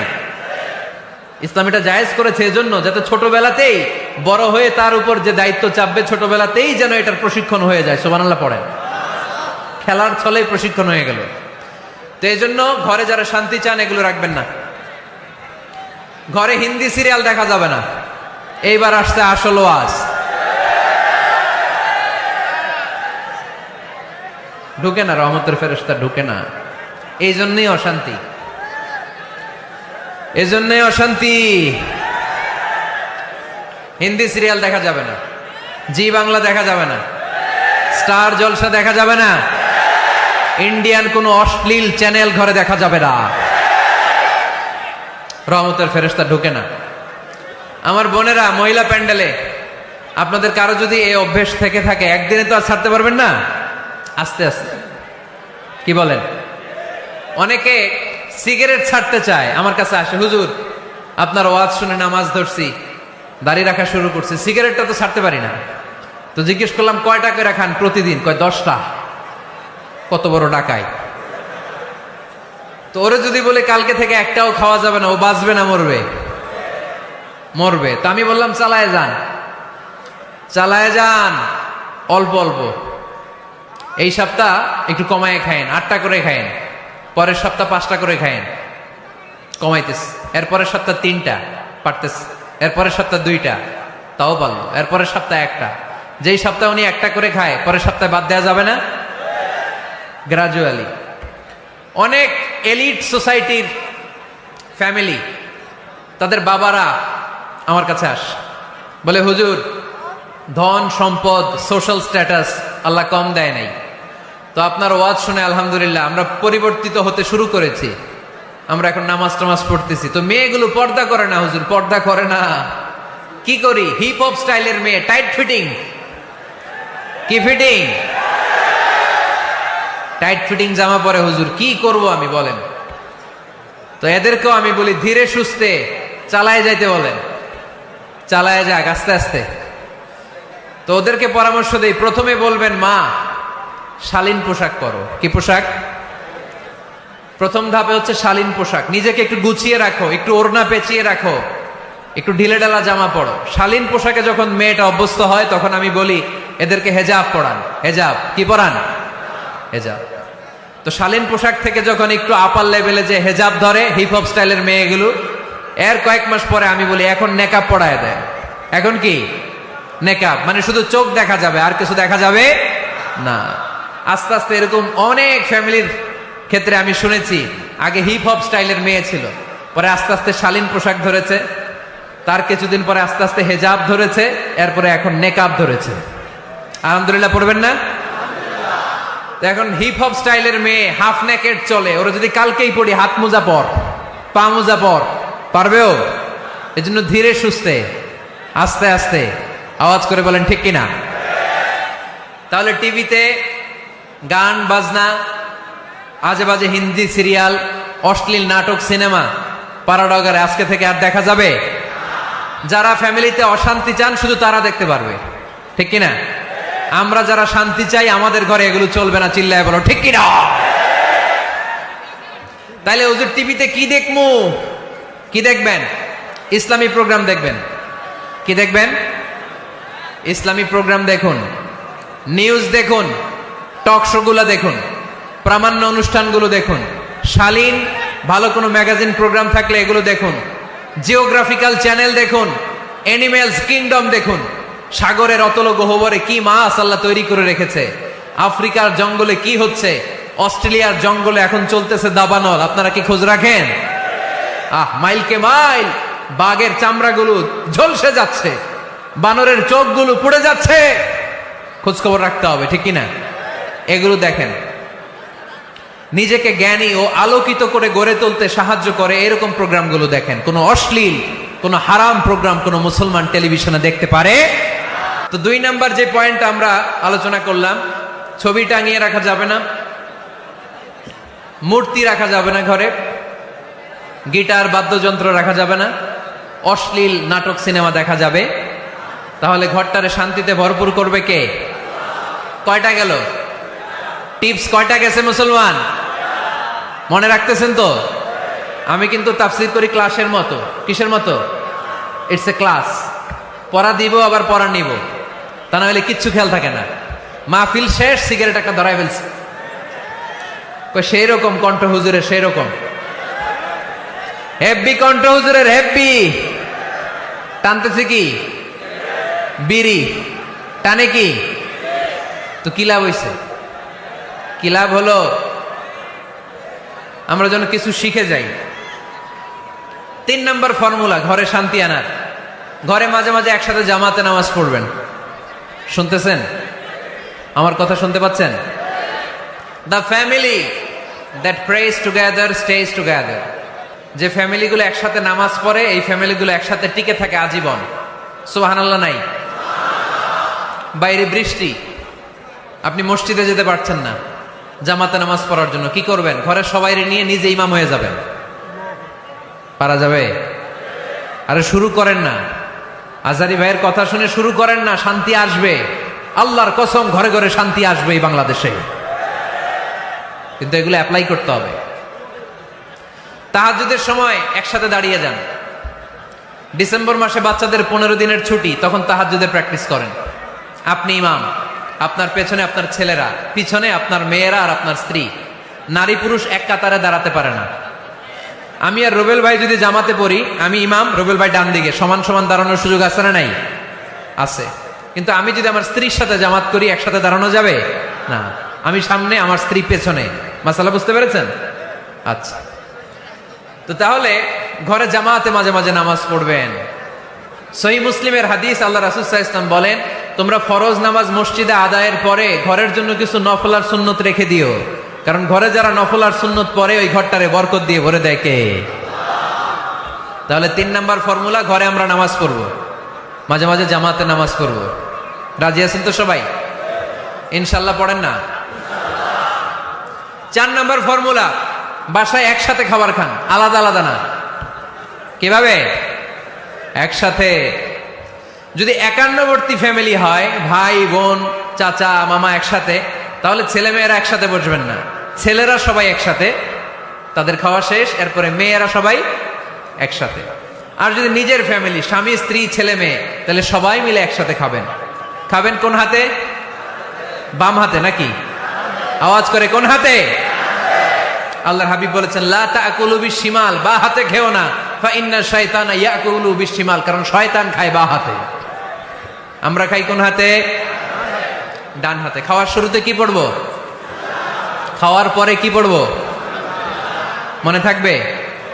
বাচ্চারা উল্টা কাজ করতে পছন্দ করে বেশি। দেখবেন বাচ্চারা ডাইন পায়ের জুতা পরে বাম পায়ে, বাম পায়েরটা পরে। আমার মেয়ে সব সময় এটা করবে।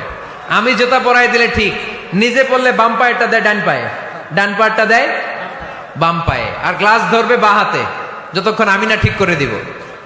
এবং বিসমিল্লাহ বলতে ওরা ভুলে যায়, বারবার স্মরণ করিয়ে দিবেন, বারবার বারবার। এখন ওর মস্তিষ্ক নরম আর উর্বর, ভেরি ফার্টাইল ওদের মস্তিষ্ক। যেইটাই ঢুকাবেন, এখন সফটওয়্যার হিসেবে যেটা ইনস্টল করবেন ওইটা আজীবন থাকবে। চিল্লায় বলেন ঠিক কিনা? সিঙ্গাপুরে আমার প্রোগ্রাম, গত কোরবানির পরে 5 দিন টানা প্রোগ্রাম ছিল সিঙ্গাপুরে। এক ফ্যামিলি আসছে, অনেক বড় বিজনেসম্যান ওখানকার, এসে বলে, হুজুর ইউটিউবে আপনার ওয়াজ শুনে আল্লাহ আমাদেরকে হেদায়েত দিচ্ছে, কিন্তু ছেলে মেয়েগুলোর তো মানাইতে পারতেছি না, নামাজ পড়ে না, আপনি একটু পানি পড়া দেন। কি পড়া? আমি বললাম বয়স কত? কয় 22। আমি কই পানি পড়ে না, আমারে বাইটা খাওয়াই দিলে হবে না, কারণ কাঁচা না নোয়ালে বাস, পাকলে করে টাস টাস। আগে আগে দেরি করা যাবে না, দেরি করলে কষ্ট হয়ে যায়। আল্লাহ হেদায়েত না দিলে তখন এদেরকে বোঝানো যাবে না। ছোট্ট সোনামণিরা, ওরা এখন কাদাকে যেমন খুশি তেমন ডিজাইন করা যায় কি যায় না? ডিজাইন করার পরে যখন শুকিয়ে যায় তখন আর কিছু করা যায়? তখন বাঁকা করতে গেলে কি হবে? ভেঙে যায়। একসাথে খাবেন, খাবার শেয়ার করবেন, একে অপরের সাথে খাবার শেয়ার করলে মহব্বত বাড়ায় দেয় কে? পারবেন সবাই? একসাথে খাবেন না আলাদা? আল্লাহর হাবিব সাল্লাল্লাহু আলাইহি ওয়াসাল্লাম খেতে বসলে কখনো খাবারের বদনাম করতেন না। সহিহ বুখারীর হাদিস, মা আবা রাসূলুল্লাহ সাল্লাল্লাহু আলাইহি ওয়াসাল্লাম তাআমান কত্তু, কখনো খাবারের বদনাম করেন নাই। এই 63 বছরের জীবনে কখনো না, একবারও না। ইনিশতাহাহু আকালাহু, ভাল লাগলে খাইতেন, বেশি বেশি খাইতেন। ওয়া ইন কারিহাহু তারাকা, ভালো না লাগলে রেখে দিতেন, ওটার দিকে তাকাতেন না। কিন্তু কখনো বলেন নাই লবণ বেশি হয়েছে, কখনো বলেন নাই ঝাল বেশি হয়েছে, এগুলো বললেন না। বলবেন? মহিলা প্যান্ডেলের ভাবিরা খুব খুশি, এখন খুশি হয়ে গেছে। ভাবিদেরকে বলবো, আপনারাও আপনাদের সর্বোচ্চটা দিয়ে ভাইয়ের জন্য রান্না করেন, যাতে ভাইয়ের খেতে কষ্ট না হয়, ঠিক কিনা? চেক এন্ড ব্যালেন্সের দরকার আছে না নাই? Islam is check and balance, very balanced religion, খুবই ভারসাম্যপূর্ণ জীবন ব্যবস্থা। খাবারের বদনাম করবেন না, খাবেন, খাওয়ার শেষে শুকরিয়া করবেন কার? আচ্ছা, কয়টা গেল? কয়টা গেল? আরো জোরে বলেন। মাশাআল্লাহ। 5 নাম্বার, ঘরে কোরআন তেলাওয়াত করবেন। কি করবেন? করেন, আপনারা করেন? হ্যাঁ, ঘরে কোরআন তেলাওয়াত করেন প্রতিদিন। ফজরের পরে পাড়াডগায়ের প্রতিটা পরিবার থেকে সুমধুর কোরআনের ধ্বনি ভেসে আসতে হবে। কথা কয় না? তা ঠিক বলেন না কেন আওয়াজ করে? প্রতিটা ঘরেই যেন কোরআনের সুমধুর বাণী উচ্চারিত হয়। এলাকার মসজিদের মক্তবগুলোতে হুজুর কোরআন পড়ায়, আছে এটা না? আমরা ছোটবেলা কিন্তু যাইতাম, আমি যাইতাম শাহী জামি মসজিদে, ওইখানে যে আমি কোরআন শিখছি। তো মসজিদগুলোতে আপনারা এই মক্তবের সিস্টেমটা চালু রাখবেন, প্রতিদিন সকালে কোরআন পড়বেন। কোরআন যেটা মুখস্থ করবেন স্ত্রীকে শোনাবেন, স্ত্রী আপনাকে শোনাবে। প্রতি মাসের জন্য একটা সূরা নির্ধারণ করেন। কোনটা? একটা। এক মাসে একটা ছোট্ট সূরা মুখস্থ করা যাবে না? ধরেন সূরাতুত তিন, ওয়াত তিনি ওয়াজ জাইতুন, এটা এক মাসে মুখস্থ করা যাবে না? যাবে। আজকে রাতেই আপনাদের ফ্যামিলি মিটিং এটা সিদ্ধান্ত নেবেন যে এই মাসের জন্য সবাই মিলে কোন সূরাটা পড়বেন। মুখস্থ করতে হবে, অর্থও জানতে হবে। আমার ফ্যামিলিতে এই মাসে চলতেছে সূরাতুদ দুহা। আমার ছোট মেয়েটা মুখস্থ করতেছে, একটা করে মুখস্থ করে আর শোনায়, আমিও ওরে শোনাই।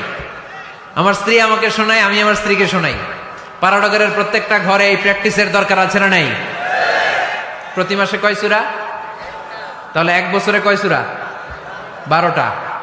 পুরো পাড়াডগার হাফেজ হয়ে যাবে কয়েক বছরের ব্যবধানে। পারা যাবে মুসলমান? আল্লাহর হাবিব সাল্লাল্লাহু আলাইহি ওয়াসাল্লাম আম্মা জান আয়েশা রাদিয়াল্লাহু তাআলা আনহুর কোলের মধ্যে মাথা রেখে কোরআন তেলাওয়াত করতেন। সুবহানাল্লাহ পড়বেন না? কানা রাসূলুল্লাহ সাল্লাল্লাহু আলাইহি ওয়াসাল্লাম ইয়াকরাউল কুরআন ওয়া রাসুহু ফি হাজরি ওয়া আনা হায়েদ। আম্মা জান আয়েশা বলেন, আমার যখন মাসিক চলতো, আমার মেনস্ট্রুয়েশনাল পিরিয়ড চলাকালীন সময়ে আল্লাহর নবী আমার কোলে মাথা রেখে রেখে কোরআন তেলাওয়াত করে আমারে শোনাতে।